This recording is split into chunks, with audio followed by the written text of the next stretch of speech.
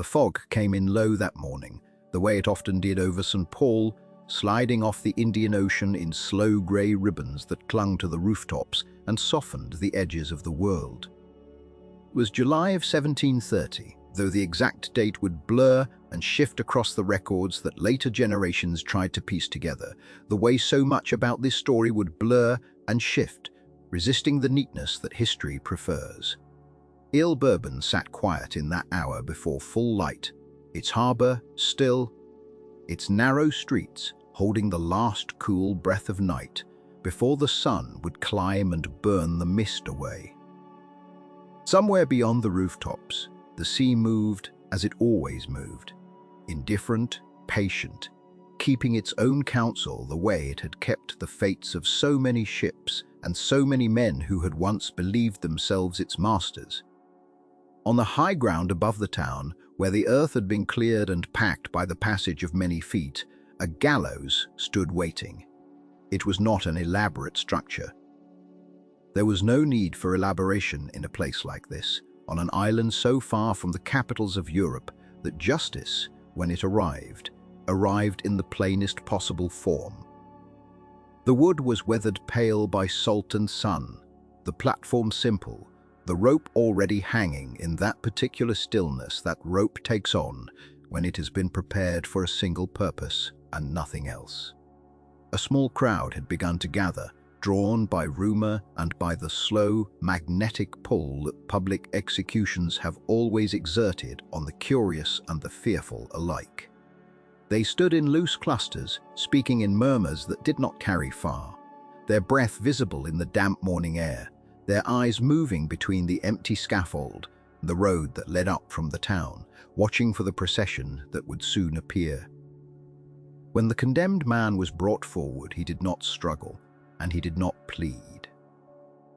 Later tellings of this moment would embellish it in various ways, adding gestures and words that cannot be verified, the way legend always crowds in around the edges of fact when the fact itself feels insufficient to the weight of what followed.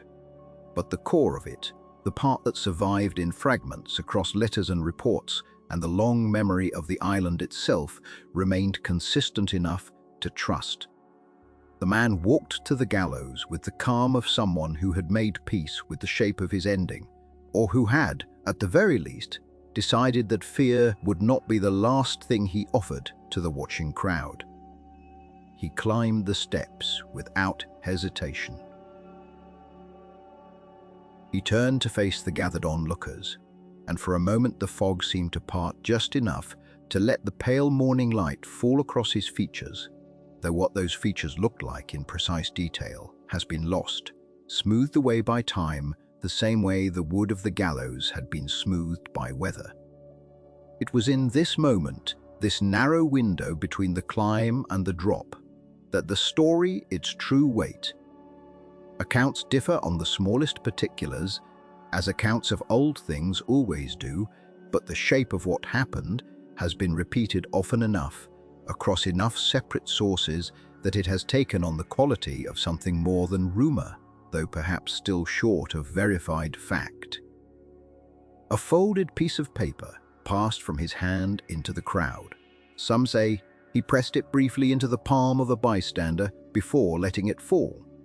Some say he simply cast it outward into the mass of onlookers, watching it catch the damp air and drift before it settled somewhere, among the feet and the murmurs and the shifting bodies of people who did not yet understand what they were witnessing.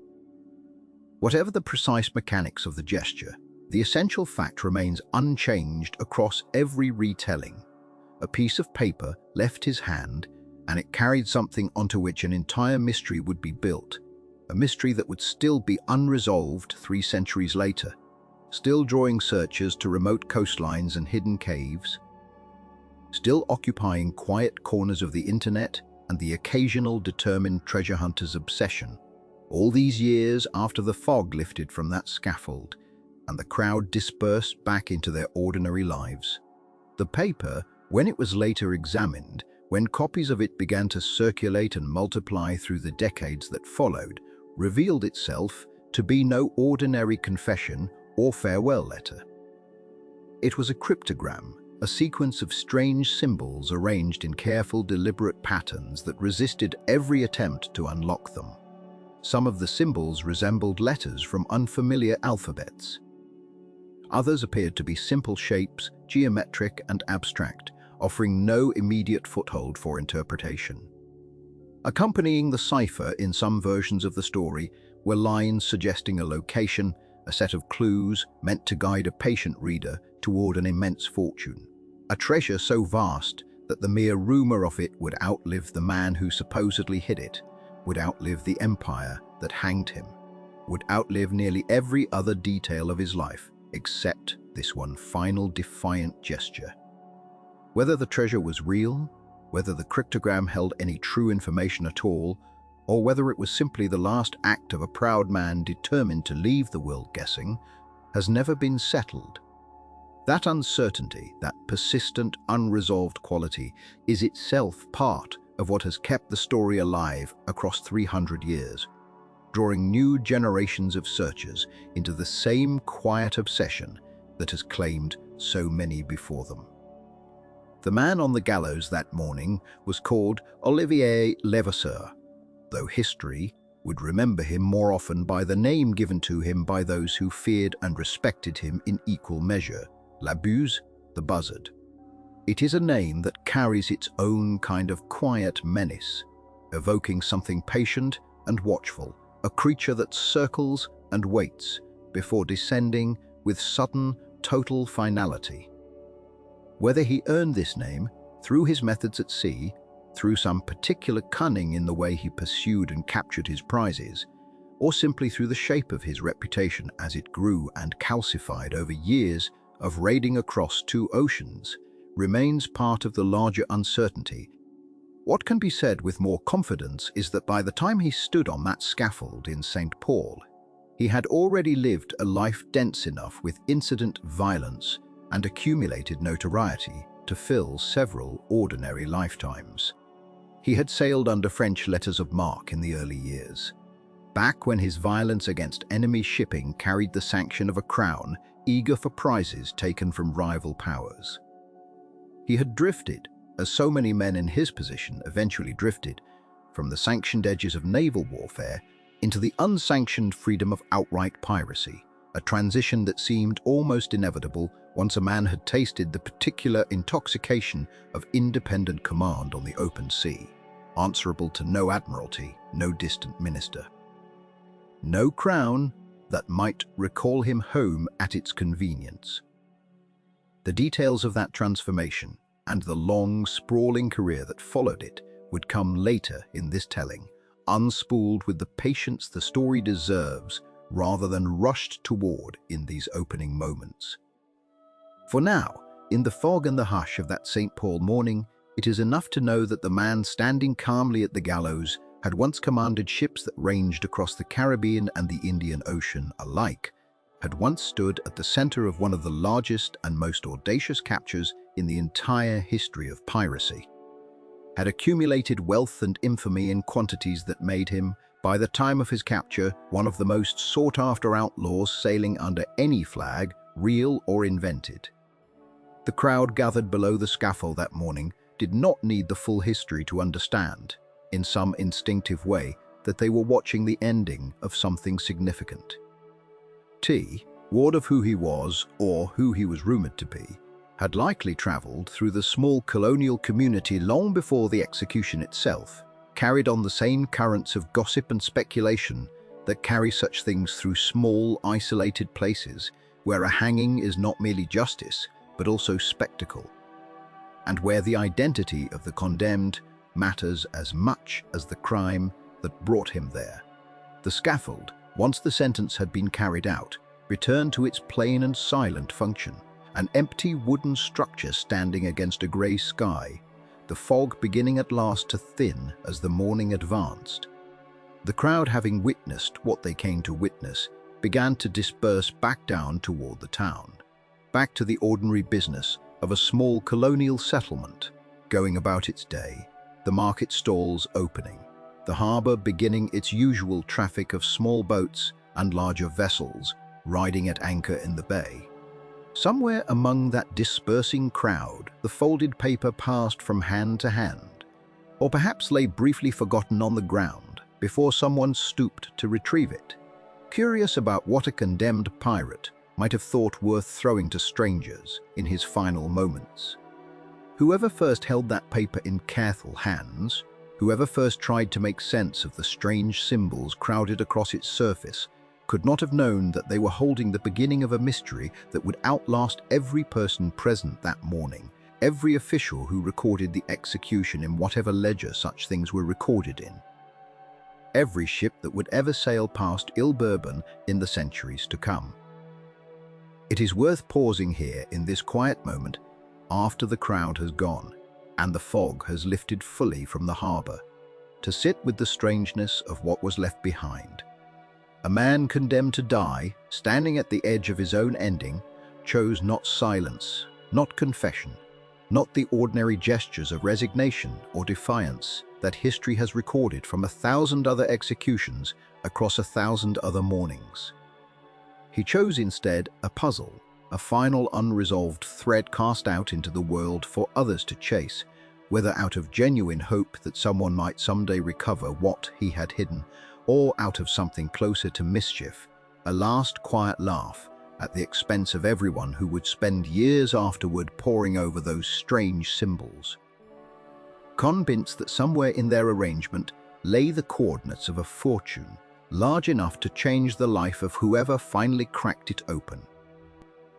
Perhaps he believed in that final moment that the treasure itself mattered less than the not knowing, that a mystery left unsolved carries a kind of permanence that even gold cannot claim.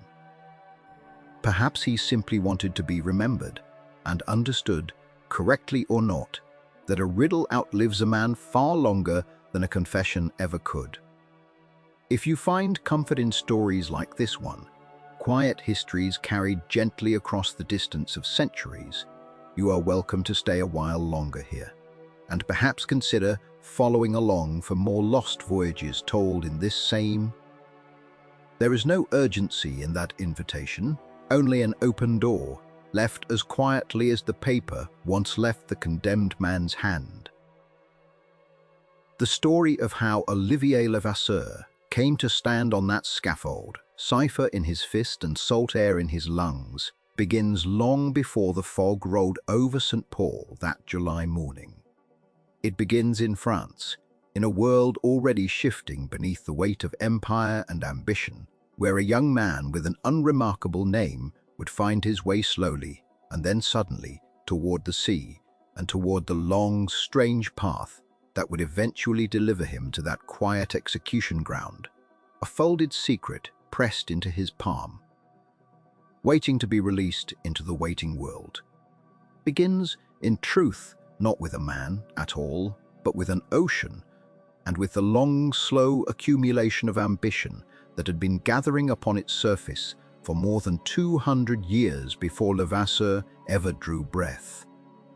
By the time he was born, in the final years of the 17th century, the world had already been remade by water. The great age of sail had matured into something vast and intricate, a lattice of routes stretching from the grey harbours of Europe to the spice coasts of the Indies, and along every strand of that lattice moved wealth of a kind the old world had never quite imagined. Silk and pepper, gold and indigo, human beings bound in chains below decks. Other bars, stamped with the seals of kings who would never see the ships that carried their fortunes. It was, in every sense that mattered, the twilight of an age. The golden age of piracy, as later historians would come to call it, had not yet reached its most famous names, but the conditions that would produce them were already fully formed, ripening quietly in the holds of merchant vessels and the treaties of distant courts, waiting only for men bold enough or desperate enough to reach out and take what the sea seemed almost willing to offer. To understand the world Levasseur would inherit, one must first understand the ocean itself, not as a single body of water, but as a corridor, a passage between continents through which the wealth of empires was made to flow. The Indian Ocean in particular had become by the early 18th century one of the richest and most contested waterways on the surface of the earth. It connected the ports of Lisbon and Cadiz to the trading houses of Goa and Surat, the warehouses of Bombay to the sugar plantations of the Mascarene Islands, the slave markets of the East African coast to the auction blocks of Europe's colonies. Along its currents moved fleets whose holds groaned with cinnamon and cloves, with bolts of Indian cotton and chests of raw diamonds, with casks of gold coin destined for royal treasuries that had learned to measure their power in the tonnage of ships that returned safely home. It was, in the plainest terms, an ocean of ambition. Every gust of wind that filled a merchant's sails carried with it the hopes of a continent that had staked its future on the idea that the sea could be tamed, mapped, and made to serve. And yet the sea, as it always does, resisted such taming. For every galleon that reached Lisbon laden with treasure, there were others that vanished into storms, wrecked upon reefs no chart had recorded, or fell prey to men who had learned that the same winds carrying merchant wealth eastward could just as easily carry armed vessels in pursuit of it. The very richness of the route was its undoing, for where there is wealth moving unguarded across open water, there will always be those drawn to intercept it. And in the early 18th century, the Indian Ocean was for long stretches of its breadth remarkably unguarded, a vast expanse patrolled thinly by the naval forces of nations that had neither the ships nor the will to secure every mile of it, leaving gaps through which smaller, faster, hungrier vessels could slip with ease. This was, too, an age defined by rivalry. France, England, Portugal, and the Netherlands, the four great maritime powers of the period, each maintained trading companies chartered by their crowns that competed fiercely for dominance over these eastern routes. The Portuguese, who had been first around the Cape of Good Hope more than 2 centuries earlier, still clung to a fading but formidable presence, their carracks and galleons carrying the accumulated wealth of Goa and Mozambique back toward the Tagus. The Dutch East India Company, methodical and immensely powerful, had built an empire of trading posts stretching from the Cape to Batavia, their ships moving with the discipline of a nation that treated commerce as a form of warfare conducted by other means. The English East India Company pressed steadily westward from its footholds in Bombay and Madras, its ambitions growing with each passing decade.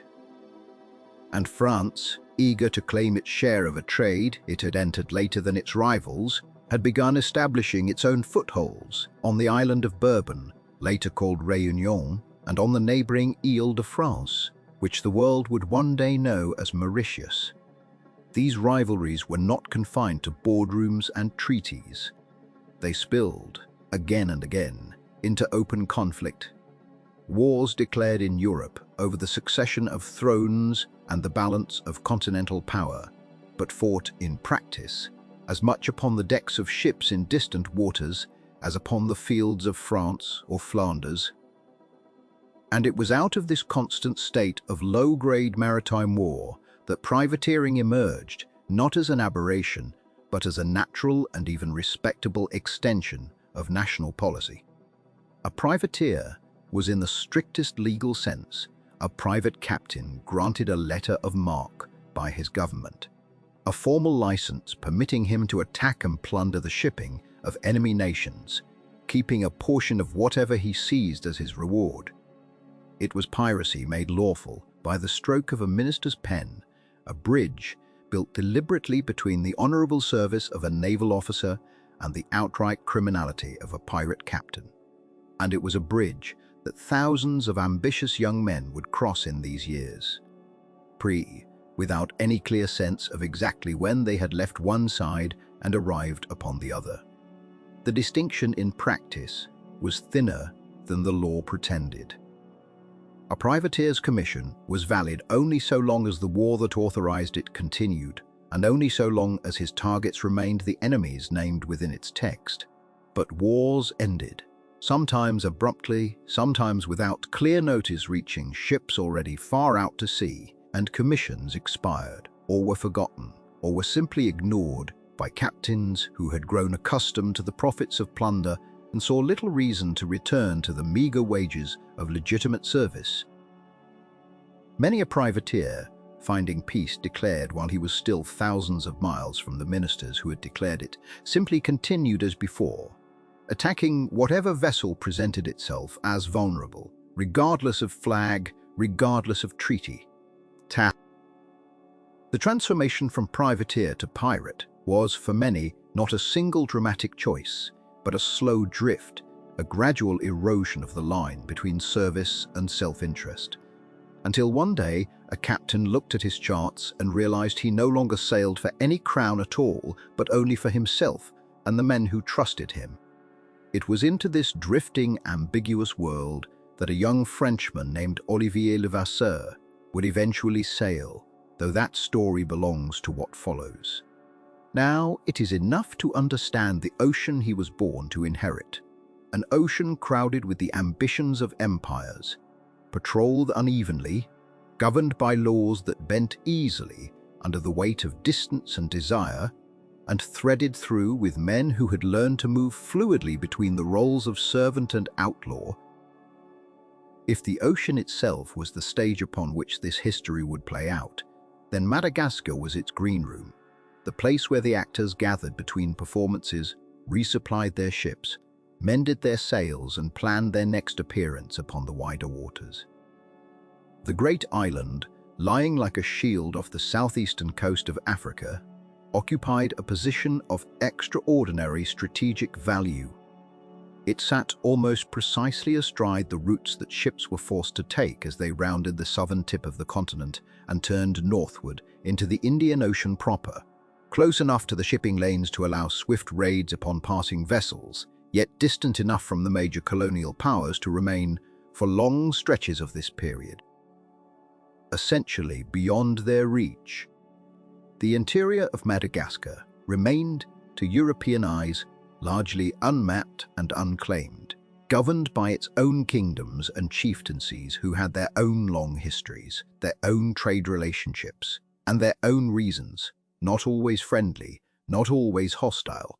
But it was the smaller harbours and hidden bays along Madagascar's northern and eastern shores that drew the pirate captains of the age. Places like the island of Sainte Marie, lying just off the coast, whose natural harbour offered shelter from storms and concealment from the naval patrols. Here, in these quiet anchorages, pirate crews built rough settlements, some little more than collections of huts and careened hulls drawn up on the beach, others growing over years into something resembling small towns, with taverns of a sort and markets where stolen goods could be traded for fresh water, salted meat, and the countless small necessities that kept a ship and its crew alive upon the ocean.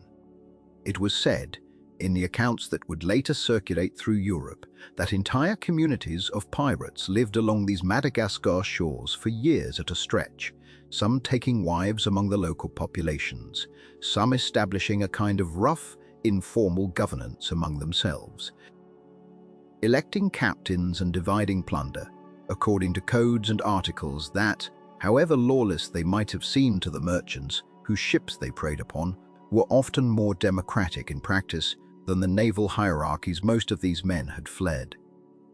It was a haven built, not upon the protection of any crown, but upon distance, upon the simple fact that no European power possessed the ships or the will to reach so far and root out every hidden anchorage along so vast and difficult a coastline. Madagascar was in this sense a kingdom without a king, a territory that belonged, for a time, to no one and everyone, where the ordinary rules of empire simply did not reach. It is worth pausing here to imagine the sensory world of these ports and passages, for it was a world built almost entirely of wood and rope and canvas, of sounds and smells that have long since vanished from the modern ear and nose. Picture the harbour at Saint Malo or Lorient, or one of the smaller Breton ports from which so many French sailors of this era first went to sea, the creak of timber hulls settling against their moorings, the slap of water against stone quays worn smooth by centuries of loading and unloading. The calls of dock workers hauling barrels of salt fish and casks of wine toward waiting holds. Picture the rigging of a merchant vessel rising against a grey Atlantic sky, ropes taut with the strain of canvas catching wind, the masts themselves swaying almost imperceptibly with the gentle rock of the tide. Picture, further east, the harbours of the Mascarene Islands, Bourbon and Ile-de-France, where the air carried the sweetness of sugarcane and the sharper scent of salt and tar, where fleets from Lisbon and Amsterdam and London might all be found riding at anchor within sight of one another, their crews eyeing each other across the water with the wary courtesy of rivals who might, within the year, find themselves at open war. This was the sensory fabric of the age, the groan of hulls, the snap of sailcloth, the tang of brine and pitch, the distant cries of gulls, following in the wake of ships whose holds carried more wealth than most of the sailors aboard them would see in a lifetime of honest wages.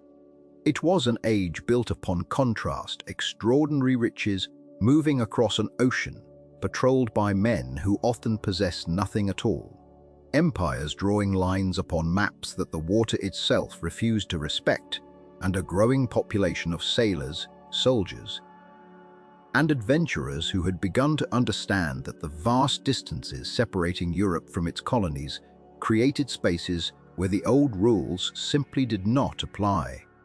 It was this world, an ocean of shifting loyalties and unguarded riches, of privateering commissions that dissolved quietly into piracy, of hidden harbours along a great island where no empire's writ fully ran, into which a young Frenchman, born to modest means and an uncertain future, would eventually sail. His name, when history first records it clearly, was Olivier Levasseur, and though no one watching him depart French shores in his youth could have known it, the currents of this age of trade and rivalry, of privateering and piracy, of Madagascar's hidden harbours and the Indian Ocean's endless promise would carry him toward a fortune so vast and so completely lost that 3 centuries later the world would still be searching for it, guided by nothing more than a folded cipher and the memory of a man who smiled as he let it fall into a waiting crowd. The town of Calais in the final years of the 17th century was a place built entirely around the idea of crossing water. Its harbour faced England across a narrow strip of sea that had carried soldiers, merchants, smugglers and spies for centuries, and its streets carried the particular restlessness of a port that had never quite decided whether it belonged to war or to commerce. It was here, in this channel town of shifting loyalties and salt-worn stone, that Olivier Levasseur was born, sometime around 1688 or 1689, into a family that the historical record treats with a frustrating and characteristic vagueness. What can be said with confidence is thin. He was almost certainly born to a family of some standing, not aristocratic in the grand sense of Versailles or the great naval houses of Brest and Toulon, but comfortable enough to afford him an education that went beyond what a common sailor's son might expect.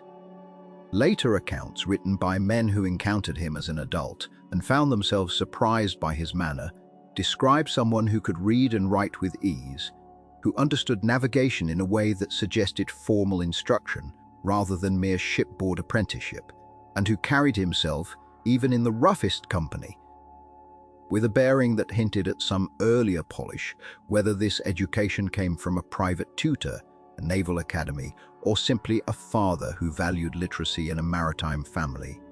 No surviving document says for certain. Calais itself has offered historians little more than his name in scattered references, and the rest has been filled in, as it so often is with figures of this era, by inference and by the shape of the world he was born into. That world was one already tilting toward war. France in the final decade of the 17th century was a kingdom under Louis XIV, a monarch whose ambitions for dominance in Europe had entangled the nation in conflict after conflict, and whose need for naval strength had created, almost as a matter of policy, an entire class of men whose livelihoods depended on legalized violence at sea. It was into this world that young Levasseur would have come of age, likely apprenticed to the sea in his teenage years, as was common for boys of coastal families with any connection to trade or the navy. The specifics of his earliest maritime service are lost, but the broader pattern is not. By the time he reaches the clearer light of historical record, he is already a trained sailor, already comfortable with the instruments of navigation and the discipline of shipboard command, and already positioned to take advantage of the opportunity that the coming war would offer to men exactly like him. That opportunity arrived in the form of the War of the Spanish Succession, a conflict that began in 1701 and would stretch across more than a decade, drawing in nearly every major power in Europe over the question of who would inherit the Spanish throne. For France, locked in struggle against England, the Dutch Republic, and their allies, the war demanded resources the Crown did not fully possess. The Royal Navy, however capable, could not alone contest control of the seas against the combined might of its enemies. And so, as it had done before and would do again, the French crown turned to a solution that cost it little and promised much: the licensing of private vessels captained by private men to raid enemy shipping under the sanction and protection of royal authority. These were the privateers, holders of letters of marque that transformed what would otherwise be piracy into a legal and even patriotic enterprise, so long as the targets were the ships of nations with which France was at war, and so long as a share of the plunder found its way back to the Crown and its officers. It was into this system that Olivier Levasseur entered the sea as a young man, likely in his early 20s, commissioned as a privateer under French letters of marque. The historical record here grows slightly more solid, though still frustratingly incomplete. He is believed to have served under experienced captains in the early years of his privateering career, learning the trade of legalized raiding along the Atlantic, approaches to France, and into the wider waters where English and Dutch merchant vessels moved with their cargoes of sugar, spice, and manufactured goods. Privateering in this era was not the desperate, ragged business that later mythology sometimes assigned to piracy. It was, for a time, a respectable path to fortune, drawing men of genuine skill and even occasional refinement into its ranks. Men who might otherwise have served in the regular navy, but who found in privateering a faster route to wealth and a looser structure of command. Levasseur seems to have thrived within this system. Those who later wrote of him, whether admiringly or with the moral disapproval common to accounts of pirates, agreed that he possessed real skill as a navigator and a tactician, an ability to read wind and current, to judge the moment of attack, to handle a crew with enough authority to maintain discipline without inviting mutiny. These were not the traits of a man drifting through circumstance. They were the traits of someone building, deliberately or not, toward mastery of his trade. For over a decade, this trade offered him purpose, danger, and a legal framework within which his growing skills could be exercised without the moral and legal complications that would later define his life. He would have taken prizes, ships captured, and either ransomed, sold, or absorbed into the fleets of his sponsors, and with each successful voyage, his reputation among fellow privateers would have grown quietly, in the manner of men whose fame exists within a professional circle long before it reaches wider notice. It is likely, though not certain, that during these years he crossed paths with other young privateers who would later share his fate as pirates in the Indian Ocean, men whose names would eventually appear alongside his own in the chronicles of the golden age of piracy. The world of French privateering was not large, and the ports from which these men operated, the taverns where they gathered between voyages, the shared dangers of their trade, all created networks of familiarity and alliance that would prove significant when the legal foundation of their profession abruptly disappeared. That disappearance came in 1713 with the signing of the Treaty of Utrecht, the diplomatic settlement that finally brought the long and exhausting war of the Spanish succession to its close. The treaty redrew the map of European power, granted concessions and territories, and, in doing so, rendered obsolete almost overnight the entire system of privateering that had sustained men like Levasseur for the better part of a decade. Peace, so often imagined as an unambiguous good, arrived for these men as a kind of quiet catastrophe. The letters of marque that had legitimized their raids were revoked or simply expired, unrenewed by a crown no longer at war and no longer willing to sanction attacks on the shipping of nations with which it now maintained fragile friendships. Thousands of trained, armed sailors, men who had spent years learning the specific and valuable skills of maritime combat and command, found themselves suddenly without legal purpose, without pay, and largely without prospects. The navies of Europe, contracting after years of wartime expansion, had little use for the surplus of experienced fighting men the war had produced. Merchant fleets, meanwhile, offered only the harsh discipline and meager wages of ordinary seafaring life, a poor exchange for men who had grown accustomed to the discipline of command and the promise of a captain's share in captured prizes. It is worth pausing here in the patient manner that history sometimes demands, to consider what this transition meant, not as a single dramatic turn, but as a slow, grinding erosion of options. Peace did not arrive as an event so much as an absence, a gradual withdrawal of the structures that had given men like Levasseur their livelihood and their identity. Where a privateer had been a servant of the crown, celebrated in his home port and protected by law even as he raided the ships of enemies. A pirate was an outlaw, hunted by the very navies that had once sanctioned his violence and subject to hanging if caught. And yet the skills required for one profession translated almost perfectly into the other. The ship handling, the navigation, the tactics of approach and boarding, the management of a crew under the stress of combat. All of it remained exactly as useful in illegal piracy as it had been in legal privateering. Only the legal framework had changed. The men had not.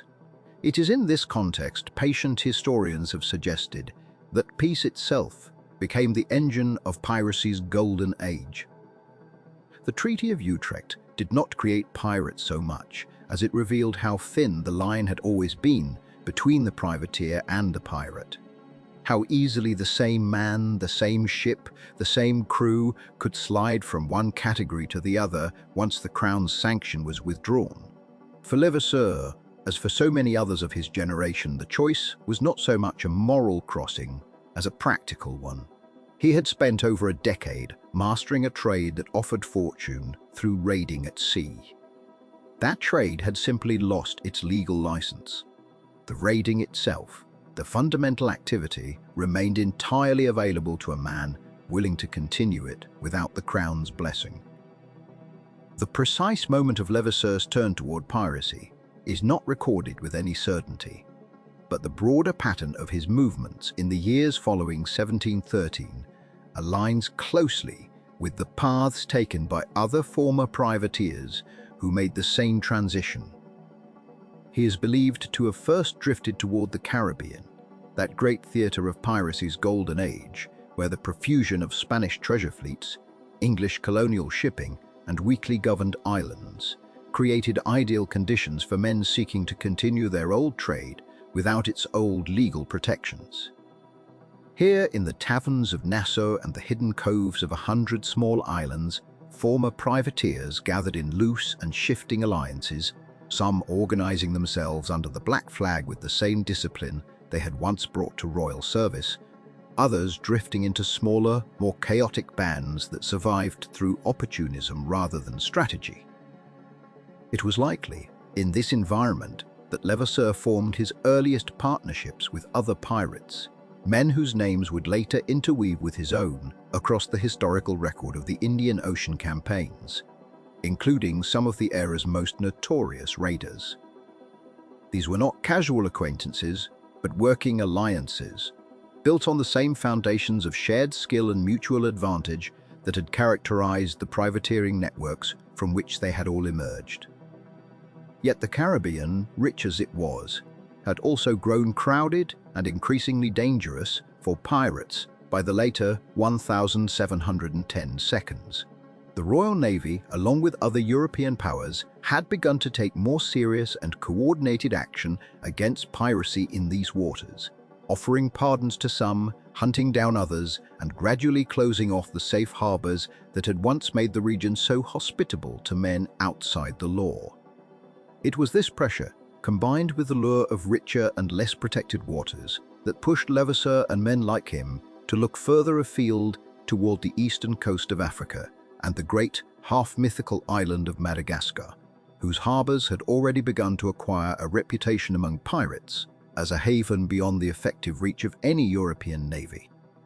The Indian Ocean, its rich trade routes carrying goods between Europe, Africa, India, and the East Indies, offered prizes far beyond what the increasingly contested Caribbean could provide, and its distance from the naval powers of Europe meant that pursuit, when it came at all, arrived slowly.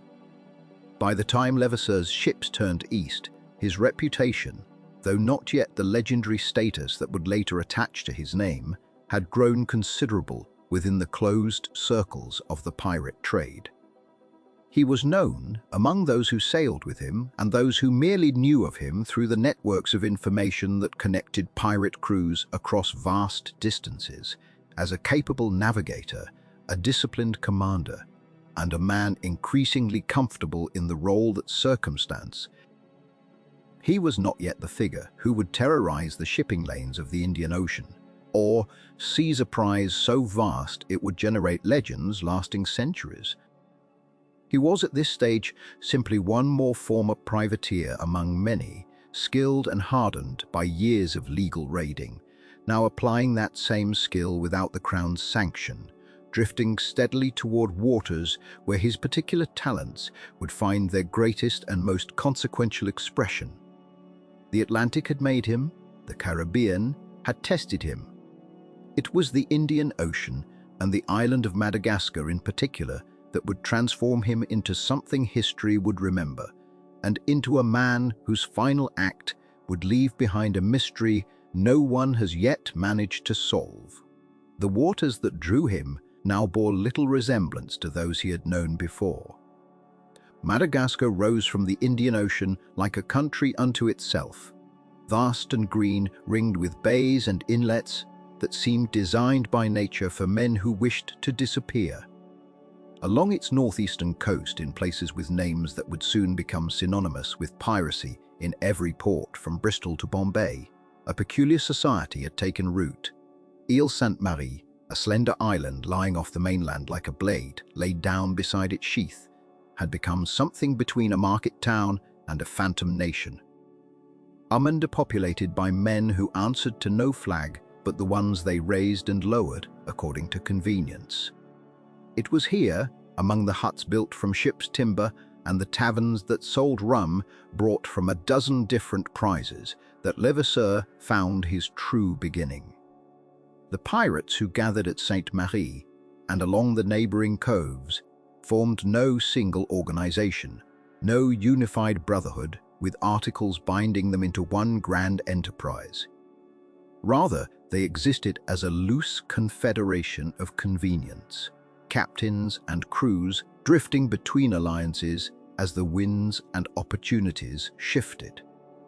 A man might sail under one captain for a season, transfer to another vessel after a falling out or a triumphant prize, and find himself, within a year, serving under 3 or 4 different flags of his own invention. Trust in this world was a fragile currency, spent carefully and rarely extended without collateral. Yet within this fluidity there existed also a kind of order, unwritten but understood, a code that bound men who otherwise trusted almost nothing beyond the coin in their own pockets. Shares of plunder were divided according to custom, if not always according to fairness. Captains who cheated their crews soon found themselves without crews at all, marooned or worse, by men who had learned to protect themselves in the one manner still available to them. Democracy, of a rough and dangerous kind, governed decisions that mattered, whether to attack, whether to flee, whether to divide the spoils this way or that. It was a system built by men who had fled the rigid hierarchies of naval and merchant service, who had traded the certainty of a captain's absolute word for the uncertain freedom of a vote among equals, however briefly that equality might last before the next crisis exposed its limits. Levasseur arrived into this world already carrying the reputation of a capable seaman and a fighter who did not flinch from violence when violence proved necessary. He did not need to build his name from nothing. What Madagascar offered him was scale access to richer prizes, more experienced allies, and a stage broad enough for whatever ambitions had been quietly accumulating in him since his days as a privateer along the African coast. Among those he came to know was Edward England, an Irish-born captain whose own path had wound through legitimate trade before piracy claimed him, much as it had claimed Levasseur. England commanded a reputation for a certain restraint, uncommon among his peers. Stories would later circulate of prisoners spared, of violence withheld when it might have been indulged.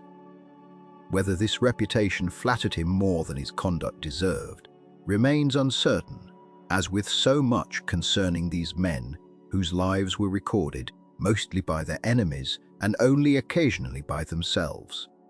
But for a time, England and Levasseur sailed in loose company, their crews sharing intelligence, sometimes sharing prizes, occasionally combining forces when a target proved too heavily armed for a single vessel to manage alone. This was the pattern of the early years in these waters, not the single spectacular triumph that would define Levasseur's later legend, but a steady accumulation of smaller victories, each one modest in isolation, each one adding incrementally to a growing fortune and a hardening reputation. Merchant vessels moving between the African coast and the ports of India made frequent prey laden with goods bound for European markets, or returning with silks, spices, and coin from the subcontinent's trading houses. A ship taken here, a smaller vessel overwhelmed there, cargo assessed and divided, crews given the choice, as was common practice, to join their captors or be set ashore or aboard some empty hulk to make their own way home. None of these captures, taken alone, would have secured Levasseur's name in the historical record, but taken together across months and then years, they built something more valuable to a man in his position than any single prize could offer, a name that inspired fear before a single shot was fired, a reputation that did half the work of conquest before his ships had even closed the distance to their targets. It was during this period, amid these smaller campaigns, that the nickname attached itself to him with a permanence that would outlast even his own memory of how it began. La Buse Buzzard. Some said it came from his manner of fighting, the way he seemed to circle a target vessel with patience before descending suddenly and without warning, striking hard and fast, in the manner of a bird of prey that has marked its meal from a great height and waited only for the precise moment to fold its wings and fall. Others attributed it more simply to something in his bearing, a watchfulness in his eyes, a stillness before action that unsettled those who served alongside him and terrified those who found themselves in his path. Whatever its precise origin, the name suited him, and suited the reputation that grew around him as thoroughly as any name has ever suited the man who carried it. Buzzards do not announce themselves. They wait, they watch, and they arrive only when arrival means the end of the matter. The life that produced this reputation was beneath its moments of violence and triumph, A life governed largely by tedium and patience rather than constant action. A pirate crew of this era spent far more of its existence waiting than fighting. Ships required provisioning, fresh water taken from island streams, food gathered or traded for, along coastlines where local populations had learned to profit from the presence of men who paid well for supplies and asked few questions in return. Rigging required constant maintenance against the relentless wear of salt air and tropical storm. Hulls needed careening, drawn up onto beaches and scraped clean of the barnacles and weed that would otherwise slow a vessel's pursuit or escape. Navigation in these waters relied on knowledge passed between captains and pilots who had learned the coastlines and currents through hard experience rather than reliable charts. The stars offered guidance on clear nights, familiar constellations tracked and calculated according to methods refined over centuries of maritime tradition. Coastal features, once learned, became landmarks more reliable than any instrument. A particular headland, a distinctive break in the shoreline, the color and behavior of water that signaled shoals beneath the surface. A pilot's memory, tested across dozens of voyages, often meant the difference between a safe passage and a wreck that ended a career or a life without ceremony. Decisions that might determine a crew's fortune or survival were subject to a rough process of consultation that passed for democracy among men who trusted formal authority least of all. Should they pursue a distant sail, glimpsed on the horizon, uncertain of its cargo or its armament? Should they risk a raid on a coastal settlement known to house wealth, but also known to house defenders, prepared for such visits? These questions were debated, sometimes heatedly, among crews who understood that a captain's authority, however commanding in the moment of battle, existed always at the sufferance of the men who served beneath him. A captain who led his crew into disaster too many times would find himself replaced, his authority stripped by vote as swiftly as it had been granted. And beneath all of this practical rhythm, the provisioning, the navigation, the endless negotiations of authority and consent, ran a current of psychological strain that few of these men spoke of openly, though it shaped their choices and their fates as surely as any storm or battle. To live as Levasseur now lived was to exist entirely outside the protection that even the poorest sailor serving a legitimate flag could claim. A naval seaman captured by an enemy power faced the treatment accorded prisoners of war, however harsh that treatment might sometimes prove. A pirate captured by any power faced only the rope, tried under laws that offered no distinction between minor participation and captained command, no mercy for circumstance or coercion. This knowledge sat with every man who chose this life, a quiet and constant weight beneath the surface of each day's business. There was no harbor.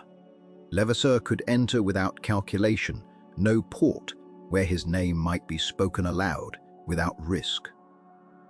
Every sail on the horizon carried the possibility of pursuit rather than simple commerce. Every unfamiliar face among a captured crew might belong to a man who would later testify against him should fortune turn and capture become his own fate rather than another's. The freedom that piracy offered, freedom from the rigid discipline of naval service, freedom from the poverty that had driven so many to sea in the first place, came bound always to this shadow of constant vigilance. This awareness that the world beyond Madagascar's sheltering coves regarded him not as a man pursuing a hard trade, but as vermin to be exterminated wherever found. Kings who might once have sanctioned his violence now offered rewards for his death. Nations that had employed men exactly like him during their wars now hunted those same men during their peace, as though the violence itself had been the crime rather than merely its lack of official blessing. Whether Levasseur reflected often on this condition, whether the nights at anchor in Madagascar's quiet bays brought him any doubt about the path his life had taken, no record preserves for us to know.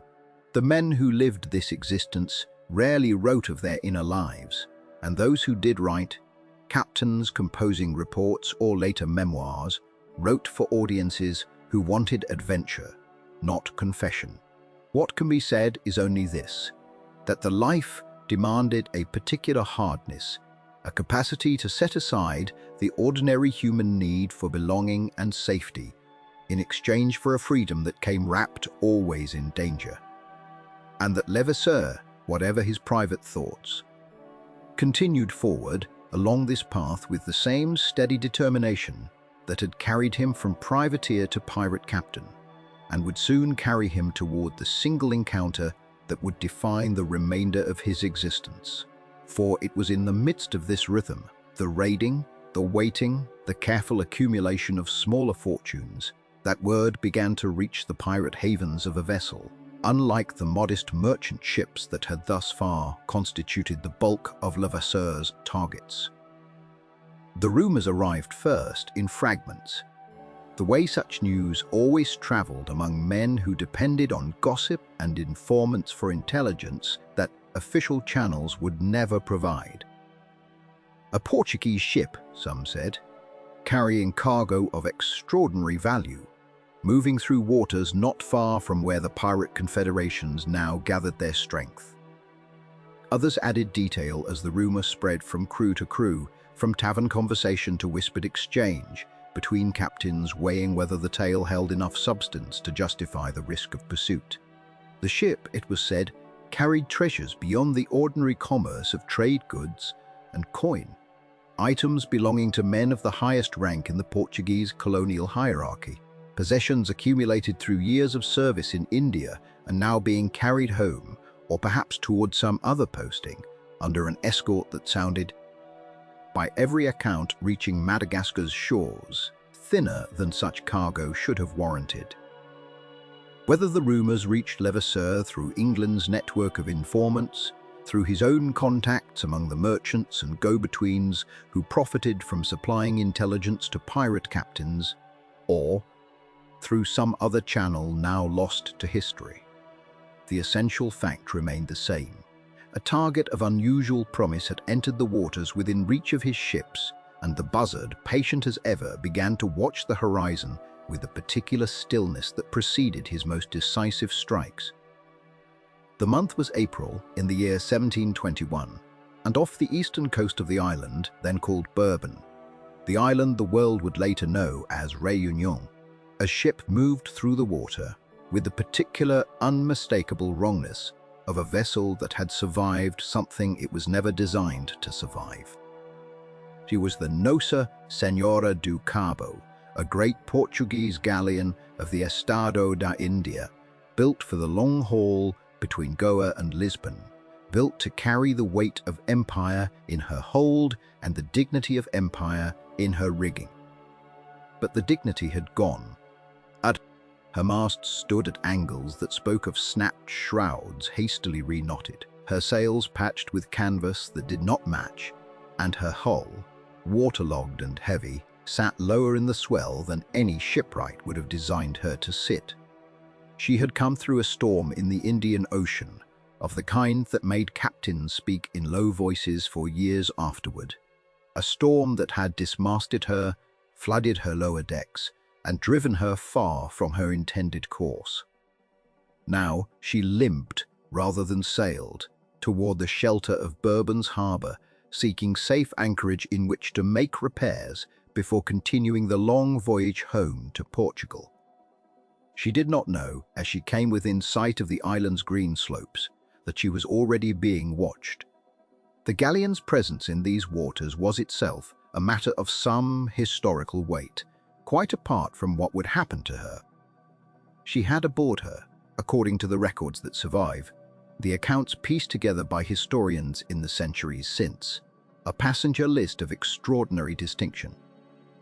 The Portuguese Viceroy of Goa, concluding his term of office and returning to Europe, had chosen this ship to carry him and his household home along with the accumulated wealth of years spent administering one of the richest and most contested territories of the Portuguese colonial world.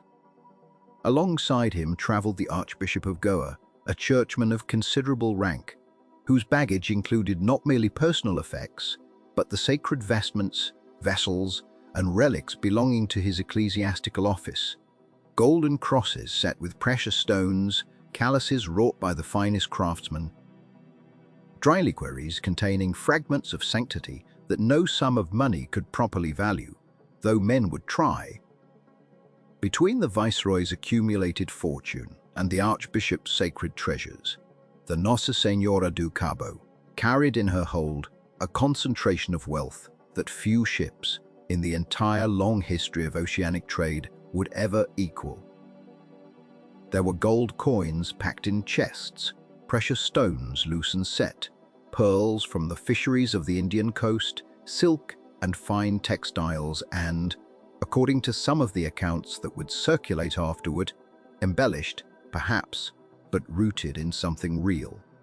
So heavy that it reportedly required several men to move it, its surface studded with rubies, said to catch candlelight like small captured fires.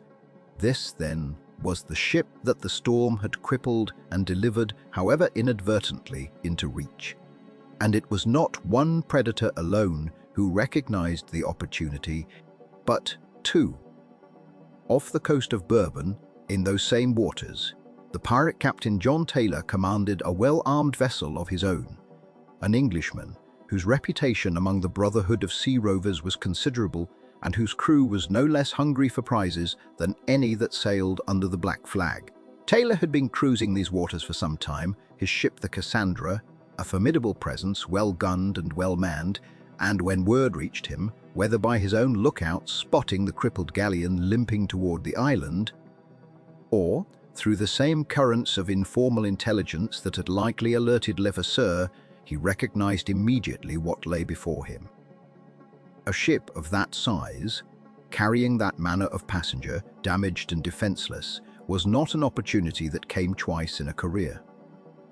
Levasseur's own vessel, cruising the same coastline with the patience that had become his signature, arrived at very nearly the same understanding, very nearly the same moment.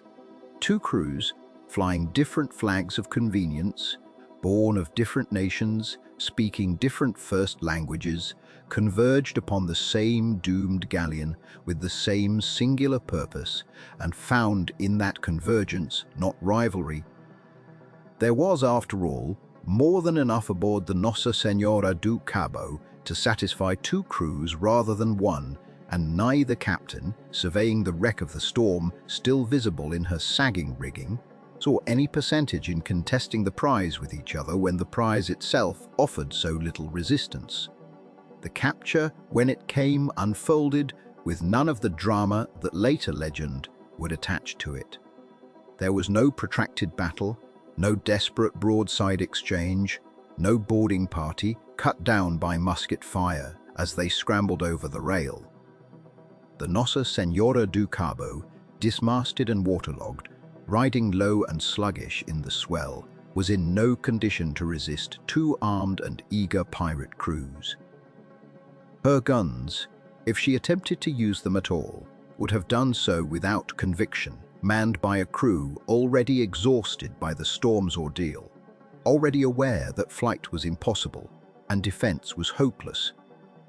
The pirate ships closed the distance with the confidence of men approaching a wounded animal rather than a worthy adversary, and when the moment came to send over the boarding parties, the resistance offered was, by every account that survives, minimal. A matter of formality, the Viceroy's household, the Archbishop's retinue, the galleon's own weary crew, understood what any sailor of the period understood, that a ship in this condition, facing pirates of this determination, had no realistic prospect of preserving either her cargo. Surrender in such circumstances was not cowardice, but calculation, and it was the calculation that prevailed. Levasseur's men and Taylor's men came aboard, moved through her decks, and holds with the practiced efficiency of professionals who had done this work before and began the long, careful process of transferring the galleon's contents to their own vessels. It is worth pausing here, as any careful chronicler of the episode must, to consider the almost surreal scale of what the two crews found themselves handling. This was not a modest haul of coin and trade goods, the sort of prize that made a voyage merely profitable. This was, by the estimation of historians who have since attempted to reckon its value, among the richest single captures in the entire recorded history of piracy, a sum that later estimates would place, in terms adjusted across the centuries, in the range of many millions, though such figures always carry the necessary caution that precise accounting from an age of scattered records and self-interested silence can never be more than an educated approximation. What is not in dispute is the character of the goods themselves. Gold in coin and in bar, precious stones both cut and uncut, pearls, sacred vessels of gold and silver worked with religious imagery, the aforementioned bejeweled cross whose value alone, by some estimates, exceeded what most successful pirate voyages earned across an entire career. There were silks and fine fabrics whose worth, though secondary to the precious metals and stones, still represented considerable value in the markets, where such goods might later be discreetly sold. There was coin of multiple currencies, accumulated through years of colonial administration and religious tithing, now suddenly transferred from the ledgers of empire into the sea chests of outlaws. The two crews, having secured this almost incomprehensible bounty, faced then the practical and delicate matter of dividing it, a process that historical accounts describe with less certainty than the capture itself, since the particulars of how pirate crews apportioned treasure between allied ships rarely survived in documentary form. Dependent as they were on private agreement, custom, and the shifting balance of trust between captains who had only just become, for the duration of this single enterprise, partners.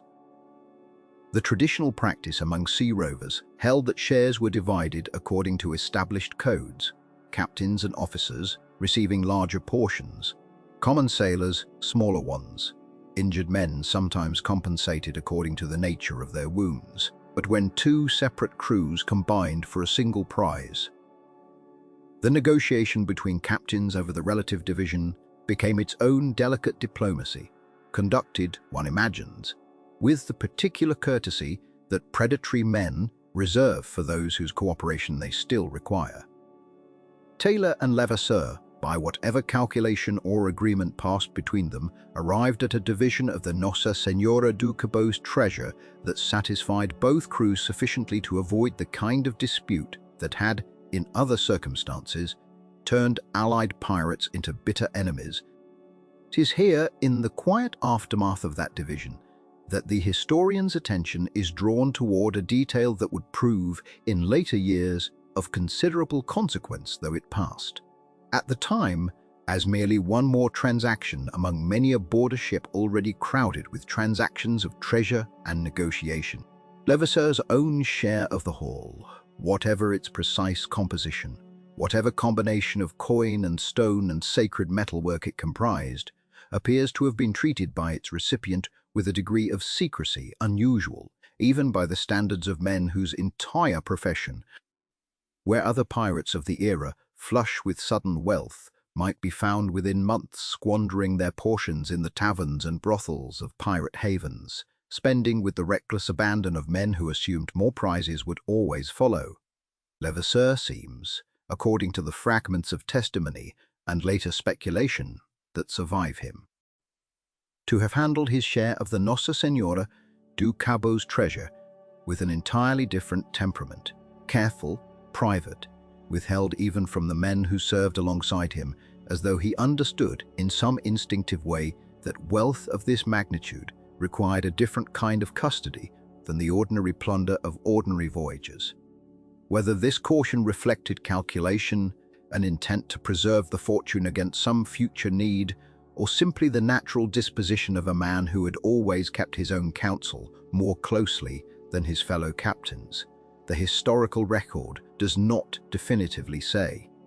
But the pattern once established here, in the weeks following the capture, would recur and deepen across the remaining years of his life until it became, as later sections of this chronicle must relate, the single most persistent and unanswerable mystery attached to his name. The Nossa Senhora do Cabo herself, stripped of her treasure, though not entirely of her cargo, was eventually released or abandoned to make what shift she could. The precise fate of the vessel and her remaining passengers recorded with less clarity than the fate of her riches, as was so often the case in these encounters. Where the ship that gave up its wealth mattered considerably less to those who took it than the wealth itself. The two pirate vessels, their holds now heavy with a fortune that would echo through the history of piracy for 3 centuries afterward, parted ways upon the same waters that had brought them together, each captain returning to his own command, his own crew, his own private reckoning of what had just occurred.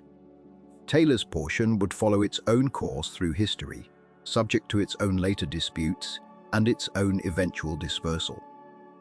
Levasseur's portion, however, began in that moment its long passage into obscurity, carried aboard his ship toward Madagascar's sheltering coast, entrusted to whatever hiding places a pirate captain of his experience knew how to construct, the first quiet seed of a disappearance that would outlast the man himself, outlast his crew, outlast every empire whose administrators had once labored to accumulate the wealth he now possessed, and would, in time, choose never fully to explain.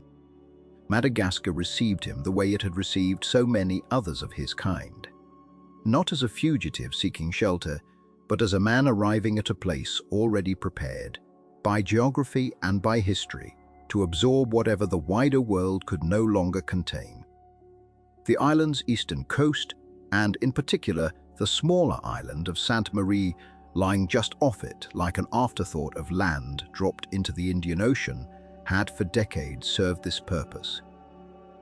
It was neither claimed decisively by any European crown, nor governed by any authority strong enough to enforce order upon it.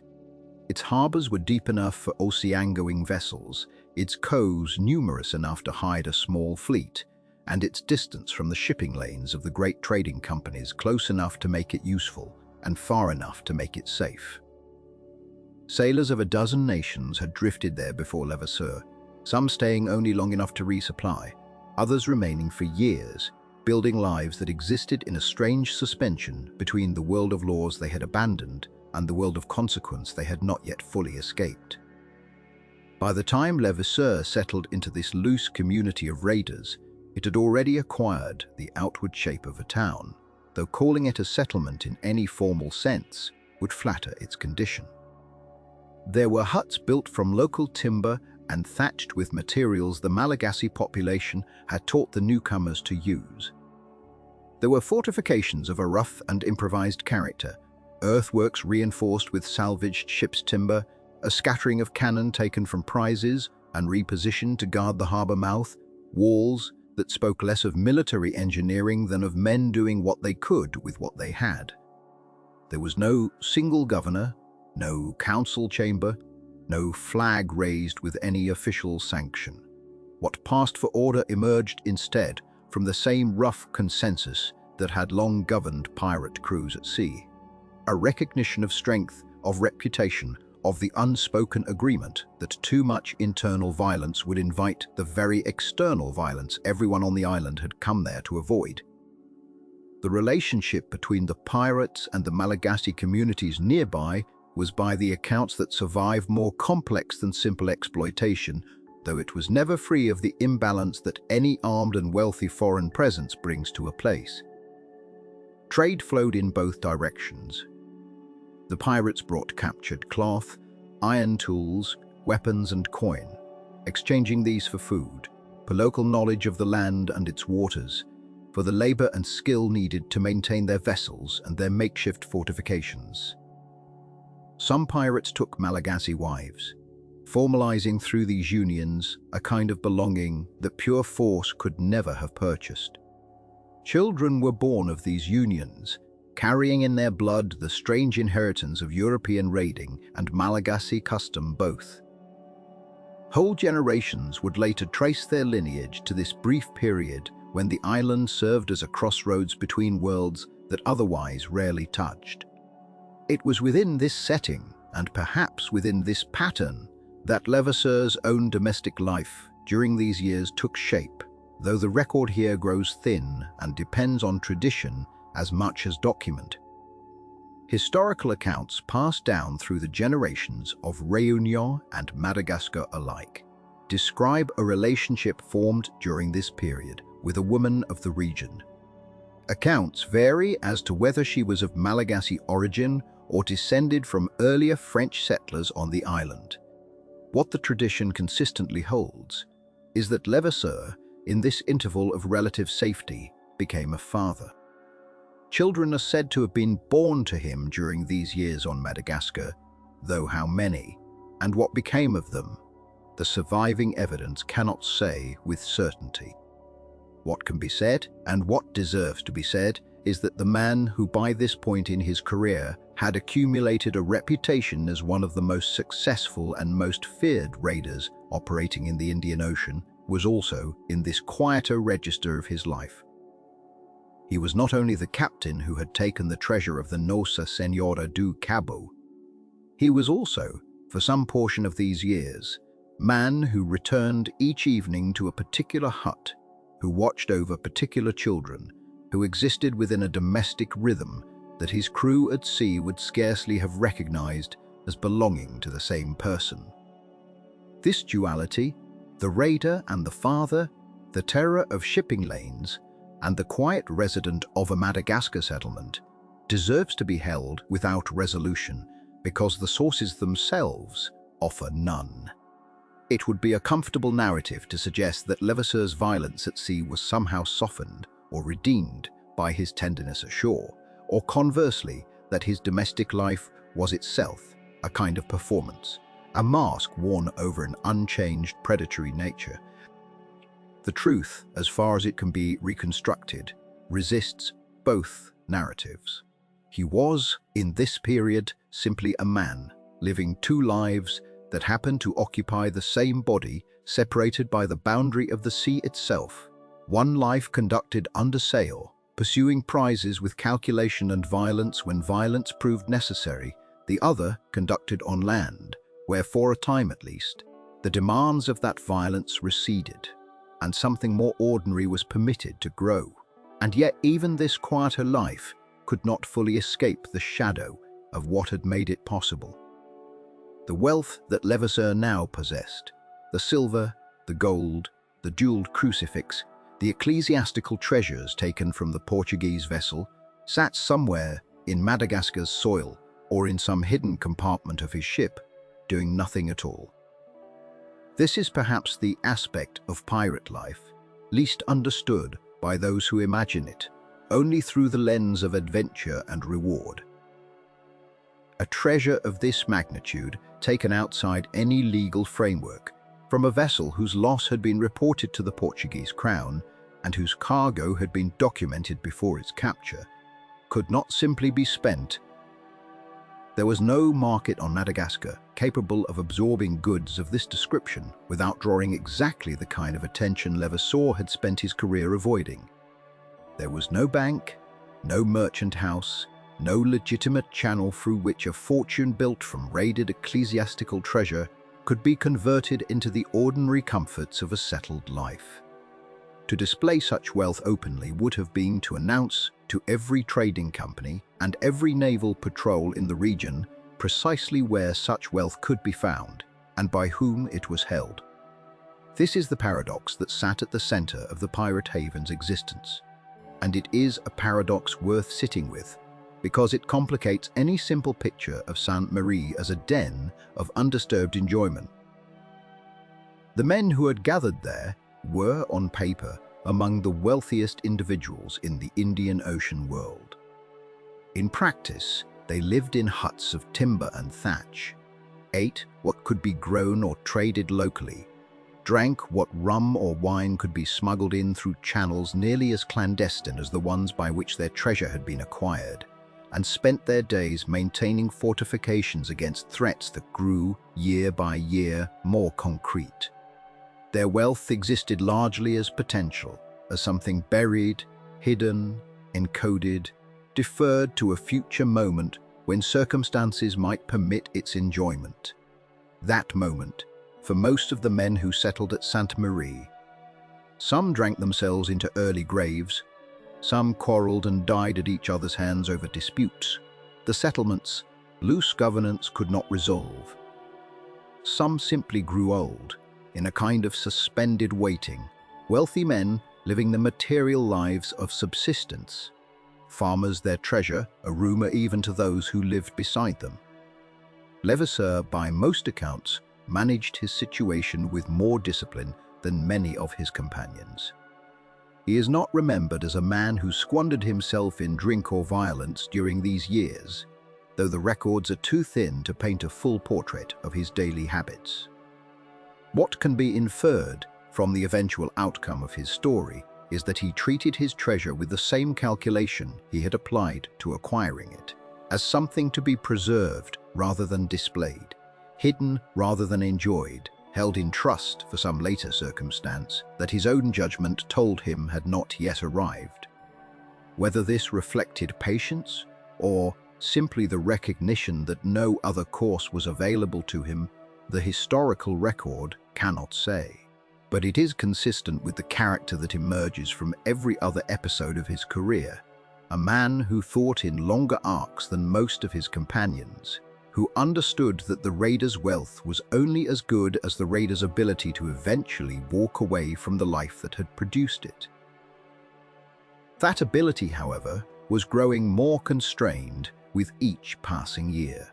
The pirate havens of Madagascar had existed for decades in a kind of tolerated obscurity, useful to no European power directly, but troublesome to all of them indirectly. A persistent thorn in the side of trade routes that connected Europe to India, to China, to the Spice Islands of the East. For years, the response to this thorn had been sporadic. At best, the occasional naval expedition, the occasional show of force, rarely sustained, rarely coordinated, between rival powers who had their own reasons for distrust of one another. But by the early 1722, the pattern was beginning to change. The volume of shipping moving through the Indian Ocean had grown too large, and the losses inflicted by pirates operating from bases like Santa Maria had grown too costly for the great trading companies and the naval powers behind them to continue treating Madagascar's pirate settlements as a peripheral concern. French naval vessels began appearing along the Madagascar coast with greater frequency, no longer content to pass through the region, but actively seeking out the harbors where raiders were known to gather. English patrols, operating from bases in India and at the Cape, began coordinating their movements with an eye toward the same objective. Diplomatic correspondence between European powers, previously indifferent to the specific fate of pirates operating in these waters, began to include discussions of joint action, of the need to finally close down the havens that had for so long provided sanctuary to men like Levasseur. The pressure did not arrive all at once in the manner of a single decisive campaign. It arrived gradually, the way tides arrive. A patrol sighted here, a settlement raided there, a captured pirate, interrogated and made to reveal the location of a hideout previously unknown to the authorities. Each incident on its own seemed minor. Together they formed the outline of a net, slowly drawing closed around a region that had, for as long as anyone at Sainte Marie could remember, existed beyond the reach of any authority strong enough to matter. Levasseur, whatever else can be said of his judgment, was not a man inclined to ignore such signs. And he had built his career on reading situations correctly, on knowing when to press an advantage and when to withdraw from a fight he could not win. The comfortable interval he had enjoyed on Madagascar, the huts, the trade with local communities, The domestic life he had built alongside the raiding that had made such a life materially possible was, by the mid-1720s, beginning to feel less like a permanent refuge and more like a pause between storms. The wealth remained hidden, the fortifications remained in place, the settlement continued its uneasy rhythm of trade and vigilance, but the ships on the horizon were changing character. Where once a distant sail might have belonged to another trader, another raider, another vessel with no particular interest in Sainte Marie's affairs, now such sails increasingly flew the colors of navies, with explicit orders to root out exactly the kind of haven Levasseur had made his home. The kingdom without a crown, built on captured wealth and uneasy peace, was approaching the end of the tolerance that had allowed it to exist at all.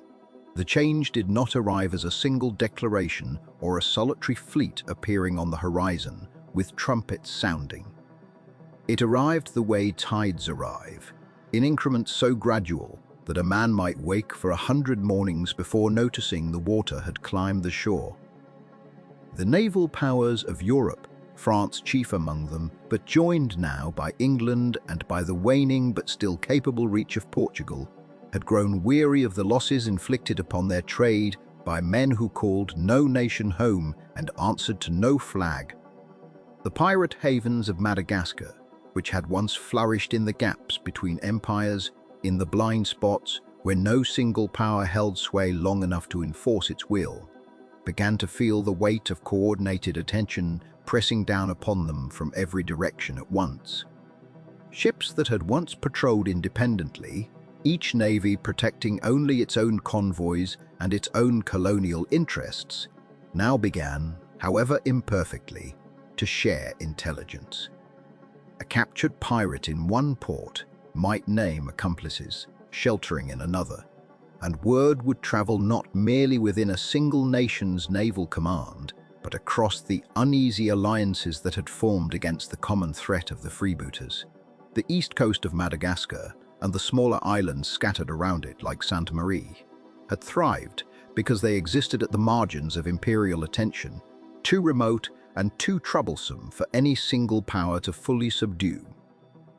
But margins have a way of closing when enough pressure is applied from enough directions, and by the mid-1720s, the space in which Levasseur and men like him had operated freely was contracting with each passing season. He watched it happen, as he must have, from whatever vantage his diminishing fortunes allowed him. The names that had once populated his world, the captains and quartermasters and opportunistic merchants who had formed the loose fellowship of the Indian Ocean's pirate trade, began to disappear one by one, and the manner of their disappearance told its own grim story. Some were captured in engagements at sea, their ships overwhelmed by naval vessels built and crewed specifically for the purpose of hunting them down, vessels faster and better armed than the merchant prizes the pirates typically commanded. Others were betrayed, sold out by former associates hoping to purchase their own safety with information. For loyalty among thieves proved as fragile as loyalty among the more respectable classes of men when the noose drew near enough to concentrate the mind. Still others simply vanished into the obscurity from which they had emerged, their fates unrecorded, their names surviving only in the fragmentary mentions of colonial correspondence that noted a pirate captain no longer active, no longer a threat, without specifying whether death, or capture, or quiet retirement into some forgotten cove had removed him from the reckoning. The Indian Ocean, so recently a theatre in which fortune seemed to favor the bold and the reckless, had become instead a place where boldness increasingly ended in a rope or a cannonball, and recklessness found its reward not in gold, but in the swift and unglamorous end that awaited those who mistook past success for permanent immunity. Mid this narrowing of possibility, the colonial governors of the French and English territories began to extend a different kind of instrument than cannon and pursuit. Amnesty, they called it, though the word meant different things depending on who spoke it and in what tone. a pardon for past crimes, offered to any pirate willing to surrender himself and whatever portion of his plunder he still possessed, in exchange for the promise of a life lived thereafter within the law, however uneasy the transition might prove for men who had spent years answering to no authority beyond their own counsel and their own weapons. The offer was not made from generosity alone. The colonial administrations understood that continued warfare against entrenched pirate strongholds cost money and ships and men that might be better spent elsewhere, and that a pirate persuaded to surrender peacefully saved the crown considerably more than a pirate who had to be hunted down and destroyed by force. For many of the men who had sailed under Levasseur or alongside him in the loose confederacies of plunder that characterized the era, the offer of amnesty arrived as a lifeline thrown to men already exhausted by years of looking over their shoulders. Some accepted quickly, calculating that a life of quiet obscurity, even one stripped of the wealth they had accumulated, was preferable to the ever-present possibility of a cannonball or a hangman's noose. Others held out longer, weighing the certainty of surrendered fortune against the uncertainty of continued freedom, and found the scales tipping gradually towards submission as the ships of the hunting navies grew more numerous and more determined with each passing year. Levasseur, by every account that survives him, hesitated longer than most. The reasons for his hesitation can only be inferred from the pattern of his movements and the scraps of correspondence that mention him during these years, but the inference is not difficult to construct. A man who had spent the better part of 2 decades building a fortune through daring and violence, who had commanded ships and crews and carved out something resembling a kingdom from the raw material of piracy and plunder, does not surrender that accumulated wealth easily, even when the alternative is the noose. The treasure he had won, most spectacularly from the Portuguese vessel that had made him legend among his fellow raiders, represented not merely riches, but the entire meaning of the years he had spent earning them. To surrender it in exchange for a pardon was to admit, in the most material terms possible, that the life he had chosen had been for nothing beyond the temporary thrill of possession, that the treasure meant less than the safety of an ordinary existence he had spent his adult life rejecting. And so he delayed, caught in the particular paralysis that afflicts men who cannot bring themselves to choose between 2 outcomes they find equally unbearable.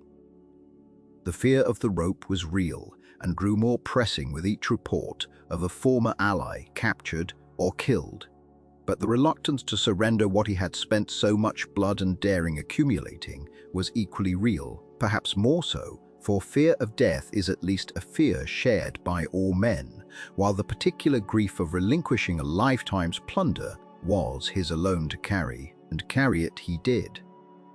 Through years that must have felt increasingly like a slow tightening of some invisible net around a man who had once believed himself beyond the reach of any net at all.